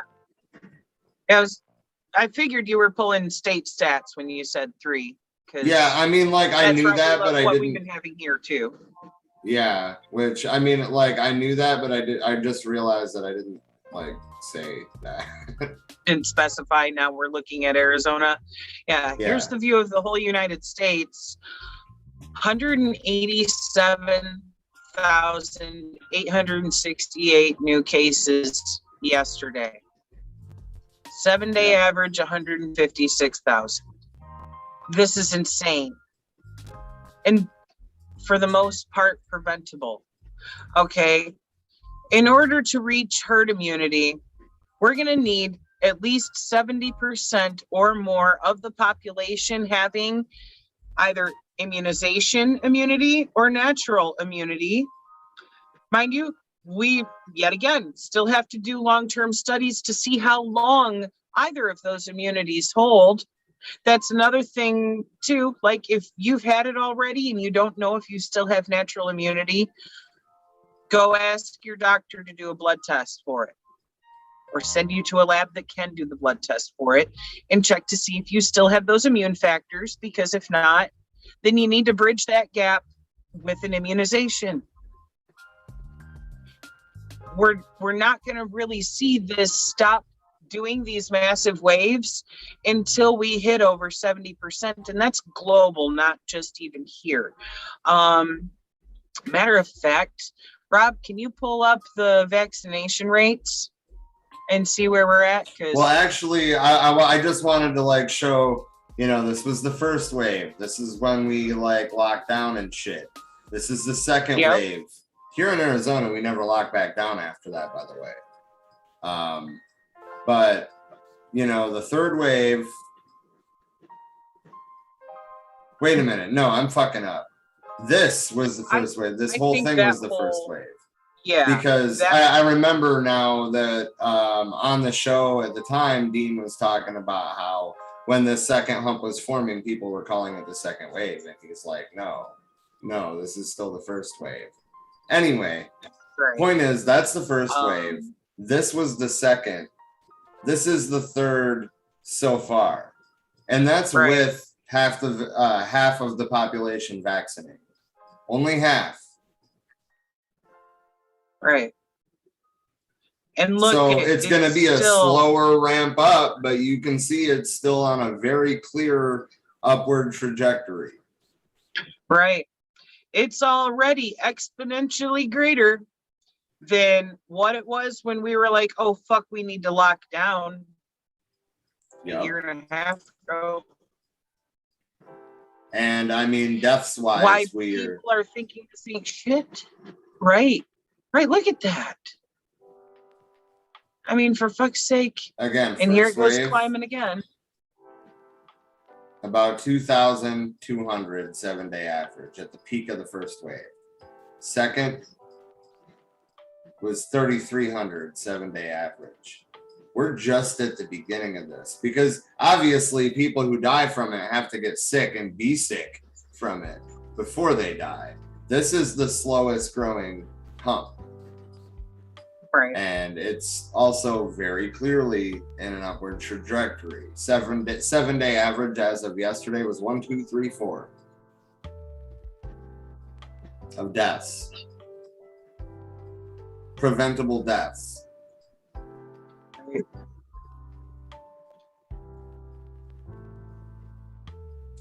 Anyway, I wanted to do testing. Yes. Does it not show does it not show testing numbers anymore? Fuck. It should have right there on that same page. Right? No, there's new cases and deaths. We're not even tracking testing anymore, yo. What? Oh no.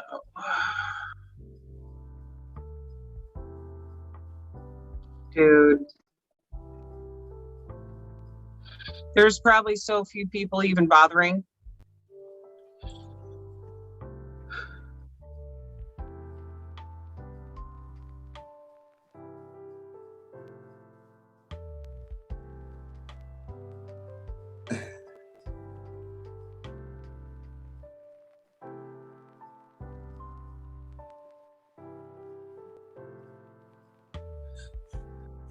Wow. Son of bitch.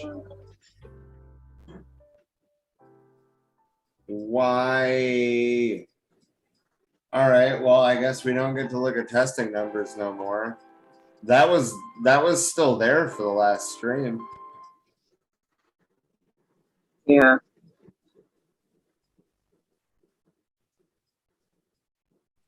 Ugh. That's disappointing.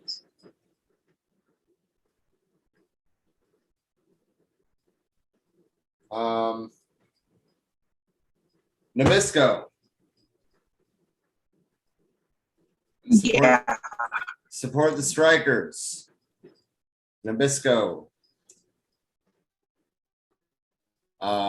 So they've been getting to make 12-hour shifts, sometimes with only 8 hours off between 12-hour shifts, 6 to 7 days a week, and being underpaid, undervalued, and treated like shit while there. Support them. Stop buying any Nabisco products, any of their affiliated companies. Matter of fact, on my phone, I have a huge list of them. Give me a moment to see if I can find it. So it should still be in my photos, but dude, it's atrocious, the working conditions that these people have been tolerating. So while you're looking for that, I just want to point out that there are locals of the IWW providing mutual aid to the striking workers. and they seem to be being pushed by anarchistfederation.net, which is great. I mean, that's great praxis for our anarchist comrades there. But this strike started in Portland, and now, if I am to understand correctly, it is spread to every Nabisco bakery in the United States.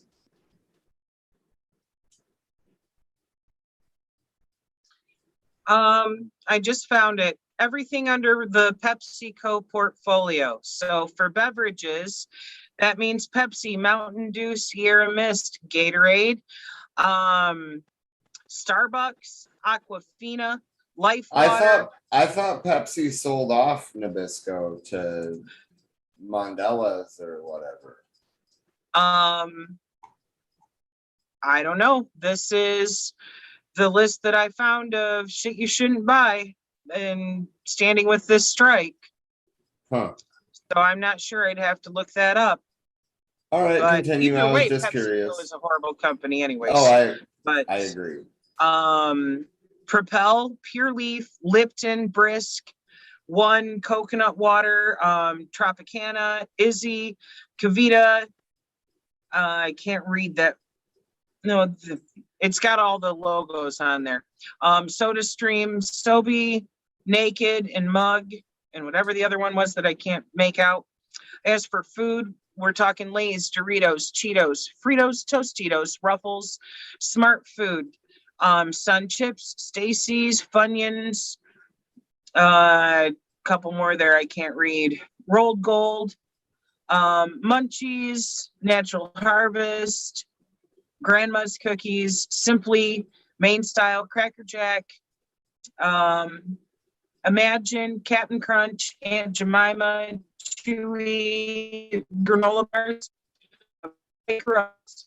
Life Cereal, Bear, and Sabra, and there's a few more on there that I can't make out the logos of, but fuck any and all parts of that family of companies, because if they're treating the people in the Nabisco bakeries like that, how do you think they're treating everybody producing all the rest of that food? And that's before we even get back to our previous conversation tonight of that's not real food. That's the shit that's gonna fucking break your body down, leave your immune system weak.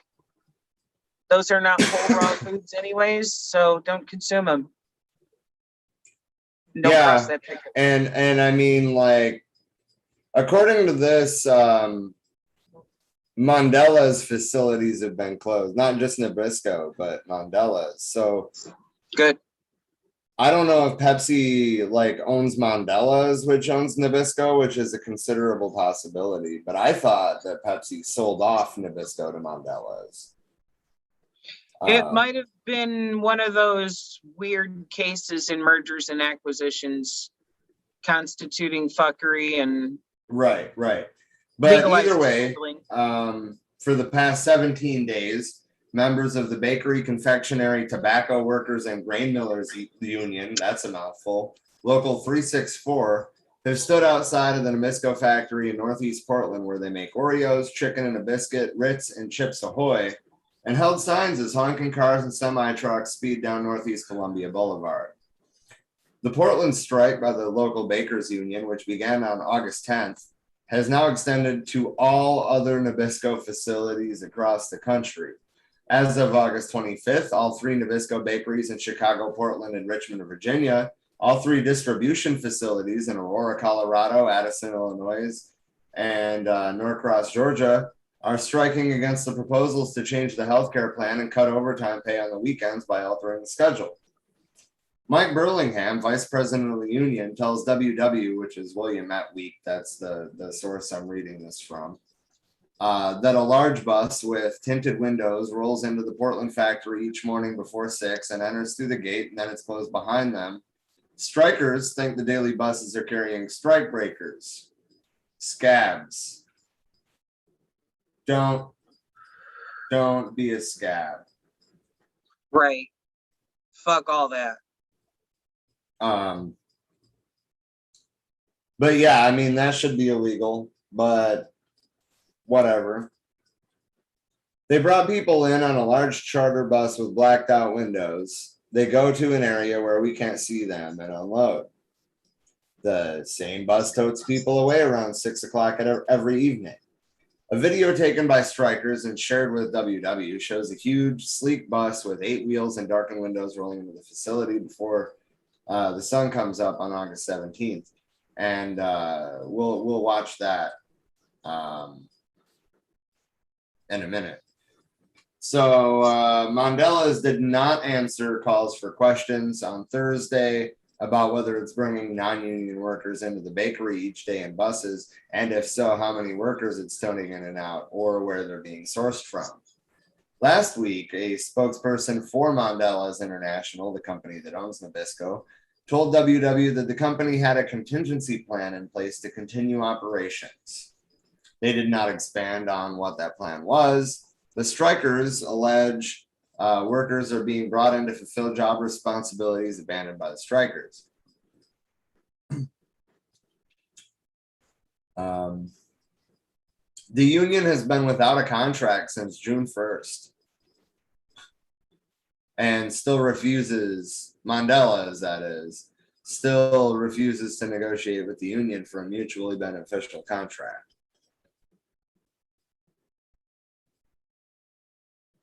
So the company met with our International Tuesday and said they will not budge from their proposal. So we continue to walk the line until the company will negotiate in good faith rather than come with a list of demands. Fucking solidarity. Keep that shit up. For sure. Don't let them get over on you like that. We have heard stories of workers who have been working from 12 days in a row up to 30 days in a row before and during the pandemic. As state legislators, we call on Mandela's to honor the workers who have helped make this company profitable through a global pandemic by keeping quality jobs in Northeast Portland and not offshore, to invest in this community and the historically and currently marginalized community members who work there, and to make sure the workers have predictable, fair, and justly compensated work with family supporting benefits. Fucking right on. Right. They just keep taking more and more. They just continually want to take and take and take from us. If I can find a strike fund, I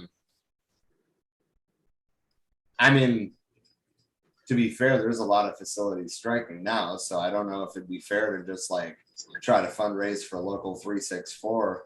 But I mean, that's where it started. Point is, if you can find a strike fund and you're financially able to take part in some mutual aid, that's what we need it for. Not we as in like I personally, but mutual aid funds can get people through strikes. Right. Make it possible for them to hold their ground and actually take some ground when it comes to, you know, improving their workplace, improving their benefits, improving their pay. You know, the whole point of why striking even began as a move to take against fucked up employers, the whole point was to seize the fucking means of production. The only reason it never went that far is because, you know, they got placation. So if here, we'll give you this little tidbit of, you know, okay, now 8 hours is considered a full work day, etc. But we need to get back to our roots of where that really began and actually seize the fucking means of production. But the only way we're going to be able to successfully do that is if we can actually survive through the time it's going to take to shut shit down like this, to get the point across of like, no, unless I'm getting my fair share, you're not getting my fucking time, my labor, my health. No. Yeah, and I mean, we're seeing a low-key general strike in the service industry still. I mean, you know, they're like, the papers talk about how there's so many open jobs and, you know, well, I mean, we've all heard that people don't want to work, but like, that's not even it. That's not even it. We're not going to kill ourselves. That's the whole point of paying us in the first place. Well, right. But I mean, like, that's the thing. If we could do what we wanted to do, then what we wanted to do wouldn't feel like work. but that's another conversation altogether. In terms of like, how the fuck do we give up Oreos? The grocery store chain Sprouts, which I mean isn't perfect either, but at least it's not, you know, giving money to Mandela's. Right.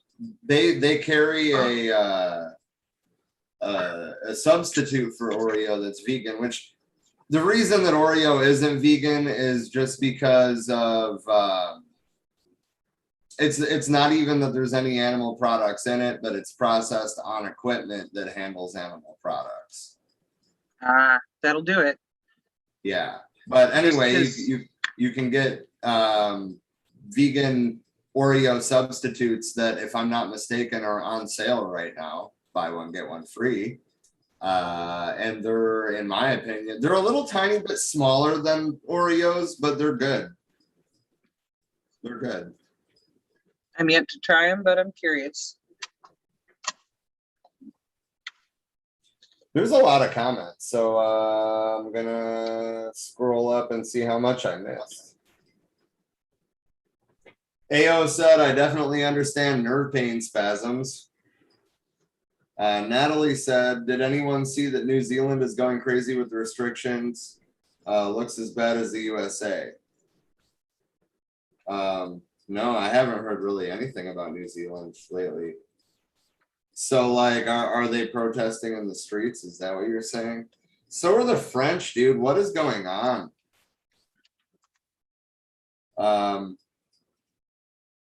Possibly worse by the numbers I saw protesting against the restrictions to keep them safe. And then she said, wait, I think I meant Australia, and that makes more sense to me. Australia is definitely more right-wing than New Zealand. And then she said, actually, it's both.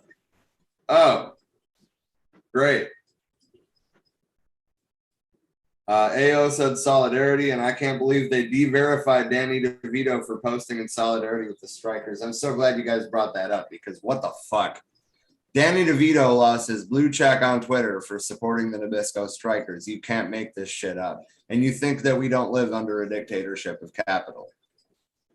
Right. Like, for them to fucking try to pull that shit, like, oh wait, this person is unverified. Fuck you. How dare you do that to Danny DeVito? The fuck out of here. Don't be mad just because he stands with working people. Salty ass motherfuckers over there trying to fucking block his account. He fought it. He did get his shit reactivated, obviously, but you know, that's just bullshit to pull in the first place, of trying to silence a voice simply because there's many people listening to that voice. Like, how dare you say something good and positive and meaningful in support of working people?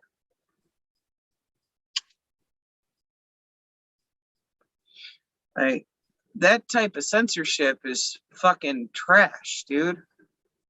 That's social media for you.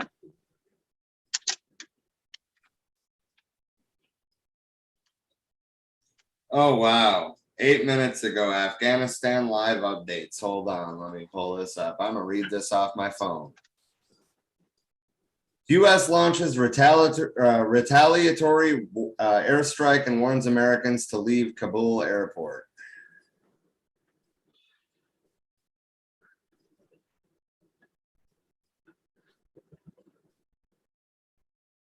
Oh my God, it says this is a free article. There we go.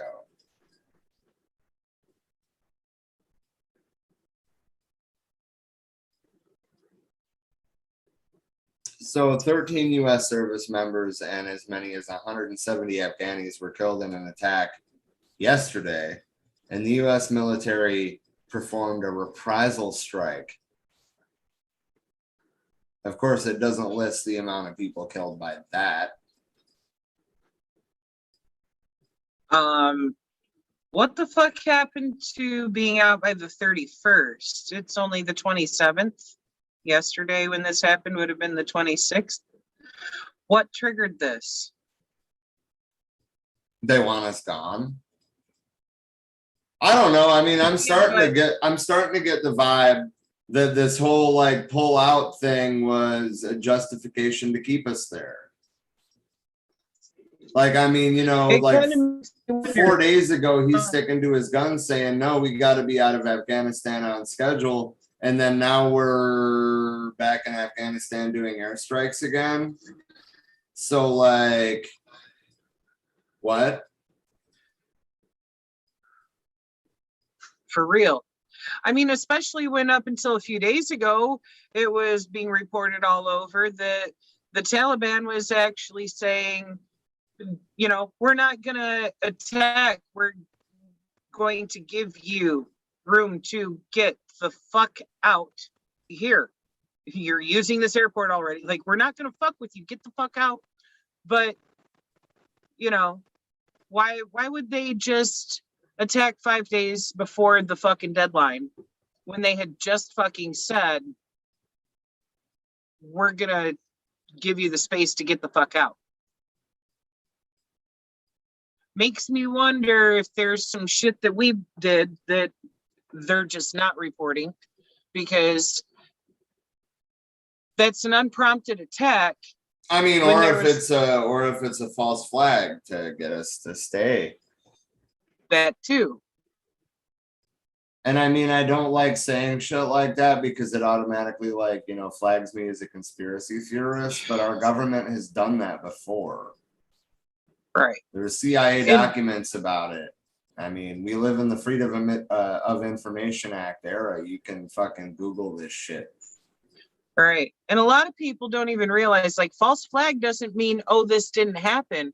False flag means somebody did it to themselves and pretended to be getting attacked by someone else. Like, those people actually fucking died. Those people actually died, but at whose hands? Right. Right.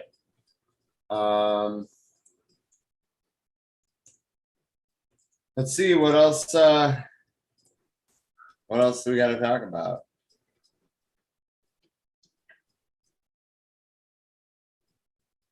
I don't know, but we're at about 2 hours right now. We're at about 2 hours, I mean, so we should probably just wrap it up. So I think I'm gonna set it up for tonight's short, awkward, technical difficulty plagued debut of the Anarchism and Other Essays. I think we're gonna rebroadcast that on Monday, which was originally supposed to be the time. But we got excited about it and just fucking did it. Yeah. And then Tuesday, we will have the current events stream. Wednesday, Detroit riots. And then Thursday, we will be starting Eldridge Cleaver's Soul on Ice. Indeed. I can't wait to dig into that. Same. I also want to, well, I mean, honestly, we can put back our own doing of State and Revolution if Zach is going to be doing that. I mean, I still want to tackle it just because, well, I mean, I haven't read the whole thing because I wanted to read it with you guys. Right. Well, let's talk with him and see about collaborating on that too. See what's up. Dual stream again. Only maybe we should pre-record it in Zoom so that we're not having so much technical difficulties on my end. Yeah, I don't know why that happened though. We've used Restream a couple times and it's never done that before. Usually it's Zoom that's the fucky one. Well, I mean, it's dropped me a couple of times, but not like every few seconds like it was doing today. It was just bloop, bloop, bloop, bloop, bloop, bloop. I don't like, remember ever could not having stay to let you connected. in when we used it before. Like, I mean, after the initial time, I don't remember ever having to. It was like only once or maybe twice, if that. But I also had a much better signal because I was at the campground. Oh, that's true. I was on very strong 5G over there, so I had no problem with that. You know, it was just a brief moment and didn't happen again. Tonight, it's like 4G 1 bar. Great. So September 7th, and let's say 2 weeks after that, hopefully. Don't quote me on that. There will be two, but we will have the Star Trek Communist on to discuss Star Trek and communism. I guess. I mean, I don't even. Shit. Welcome to the Department of Redundancy Department. But Yeah, yes. no shit. Fuck yeah. But we're going to be talking about the parallels in the original series. Like they unveiled the Prime Directive, you know, which was about interfering in other races' affairs. Like when we were ramping up the invasion in Vietnam, for example. And the anti-imperialist slant never stopped. In fact, they elaborated on it. And the economics of the future are socialism. Right. Like we're only really going to get anywhere by helping each other, not fucking each other over, keeping the majority of the people on the planet in oppression. And I mean, Deep Space Nine had an episode that kind of showed the beginning of the proletarian revolution that would lead to that. And we can talk about that too. But I think the best bet would be to do 2 episodes of it, because if we try to do one, it's going to be like 3.5 hours long. Honestly, I was surprised that you wanted to keep it at 2, because we could do some deep dives. I mean, we could do a piece that's a couple hours long for each series and each movie and the complexities broken down there, and still, you know, have more to play with. So yeah, I agree. But I'm really excited for that, because I mean, like, we've been talking about Star Trek and leftist politics for a long time, but like, I guess, I don't know. Like he was kind of an influence in talking about communism in a Star Trek sense. So I mean, you know, I think that's really awesome that he's coming on. Yeah. I mean, honestly, I didn't even expect him to like answer. And here he's like, yeah, I'm down. Right. You know? I'm so like, that's cool. I'm excited sweet. for that. He is at Boomer Niner on Twitter. He posts both some informative shit and some, well, I mean, a lot of his stuff is going to be like the type of shit that we're talking about when he's a guest. But he also does cosplays and, you know, like goes to fucking cons and preaches communism, and ended up on the front page of the Star Trek website because he was at a con preaching communism. I love it. Yeah, it's great. It's great. Incredible praxis. Yes. Hell yeah. Yeah. So it sounds like that'll probably be a live thing. We're gonna try to be as prepared as we can for it. It should be on my day off, thank God. And yeah, I mean, it should be a lot of fun. I was also thinking about asking Jason to come back. He hasn't been on in a minute, and he's a fucking communist. I don't know if he's a Trekkie, but you know, maybe. But if so, he'd probably enjoy the conversation. Yeah. Right, and I mean, even if he's not, he probably would be after, because he's a communist. Right. Well, yeah. Touch base with him, see what's up. Yeah, it has been a while since we've had him on, though. I also want to ask him about, well, whatever our next communist work ends up being. Whether, I mean, if we end up doing State and Revolution with Zach, then it would be like now. But if we don't, then we're probably gonna move on to something else on our list, I would assume, right? Indeed.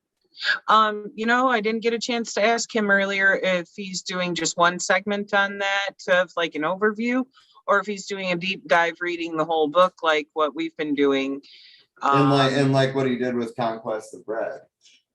Yeah, Speaking of which, Mom commented on that video asking what Conquest of Bread or what bread theory was. So now I have to like send her a link to the Conquest of Bread.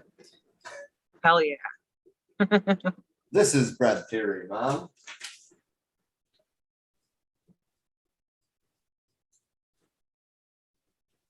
I think she's gonna enjoy that. Yeah, I think she'd probably be a little more into that than communist shit. We have more radicalizing to do with her. We'll get there. We'll get there. We'll get there. Look Anyway, how long though, it took us to get here. That's true. That's true. It took me a whole ass decade to unlearn capitalism. Same. Hey, speaking of Zach, he just messaged the app. Well, it wasn't just, it was 20 minutes ago, but he said, thanks again for having me on. I really had a good time and look forward to our future collabos. Yeah, me too. Yeah, we should try to set something up. Anyway, I'll continue this conversation after we awkwardly sign off. Yeah. Pretty much. Yeah. Visit us at forwearemany.org. If you want to join our central committee and help us grow this thing, contact us on the website, message us on Facebook, whatever. Send us an email for wearemanypodcast@gmail.com. We're on YouTube, Facebook, Twitter. We have a Facebook group called the Education and Discussion Group. And yeah, if you are a TikToker or if you are an Instagrammer, help us. It's a bit much for the two of us to do, 4 streams a week and properly keep up on the website and all the social media. Yeah, especially as much discussion goes down in the education and discussion group. It's a lot. Yeah. Which I will say that having Chelsea and Vigo has helped. I know they've both, well, Vigo, I can't really say that about because he's still banned.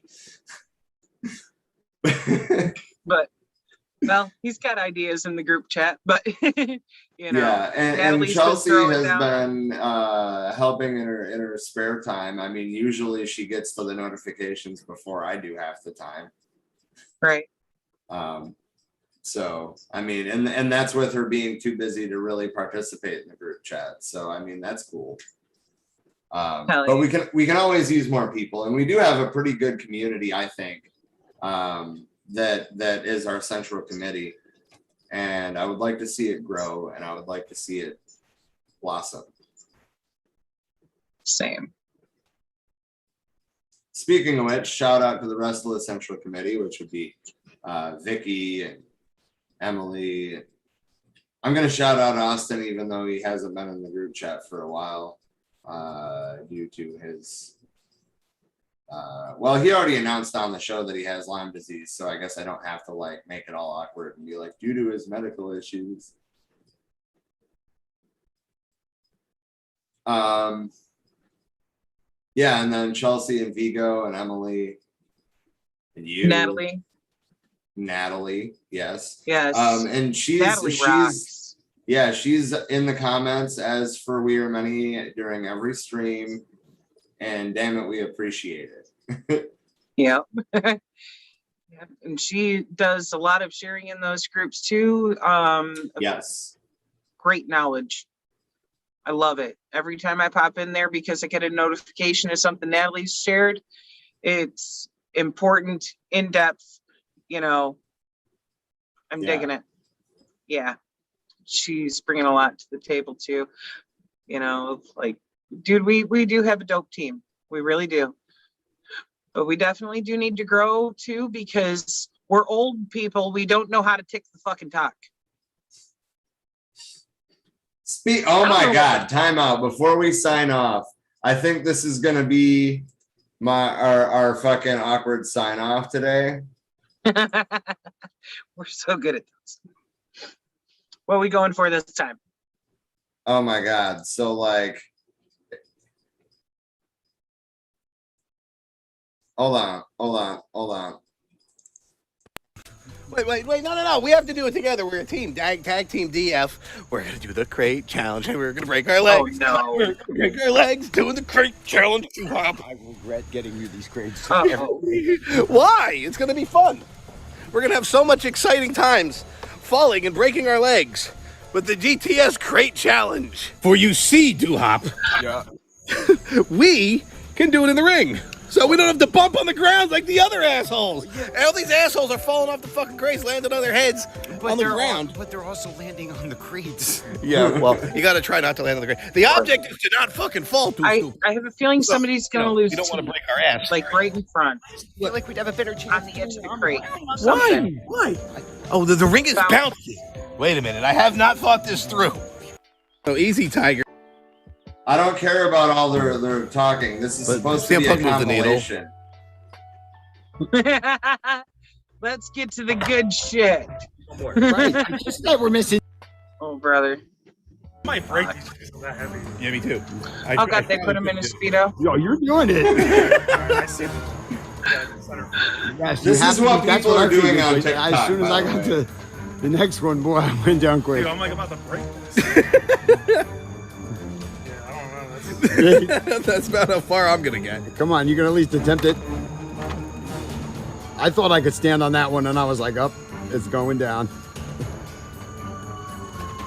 Whoa! He's 3 high. Look at the balance. Look at the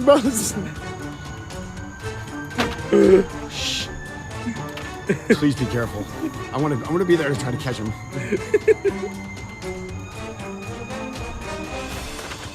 Oh, he is 4 high.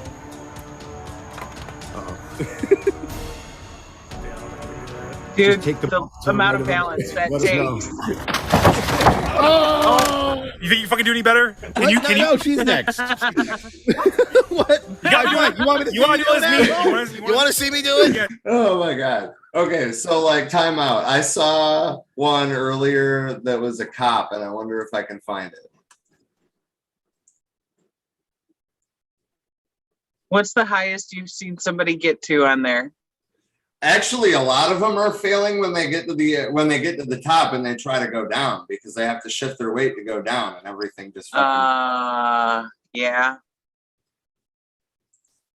Now, if they really wanted to be able to stand in the right position to keep their balance that way, they should turn around and go down backwards. That way you still have your weight leaning forward on the one you're stepping off of to, like how that guy was doing crunch down. Right. It's about centering your weight. But yeah, people are calling this the Hood Olympics.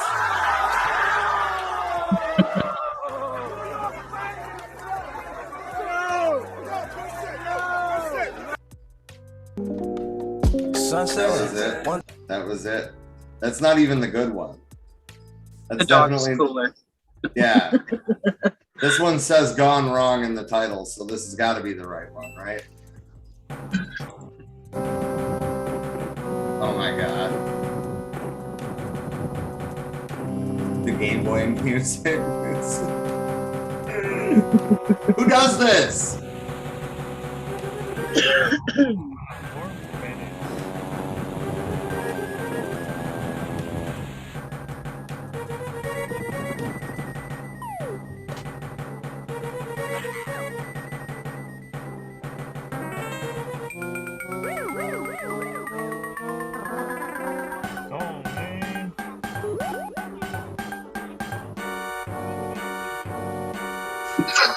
The music's killing me, man. Dude, right?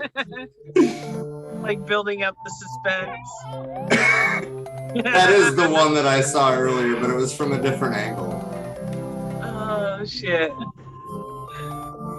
Okay, so like when I was younger, Jackass was a thing, right? But now like TikTok is Jackass. Mm-hmm. I'm pretty sure the majority of the shit that people are doing on TikTok was inspired by so many years of Jackass. And it's like, didn't you learn anything from all their injuries?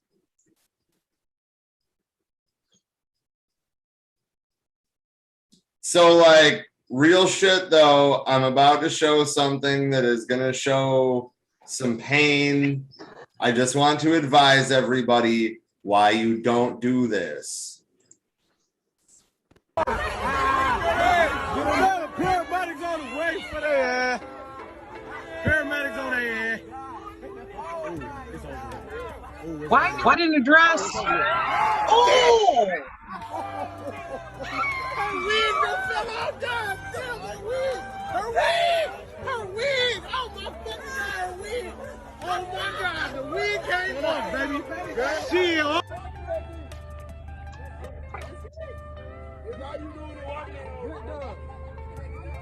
I don't know who came up with this either, but like, why would you do?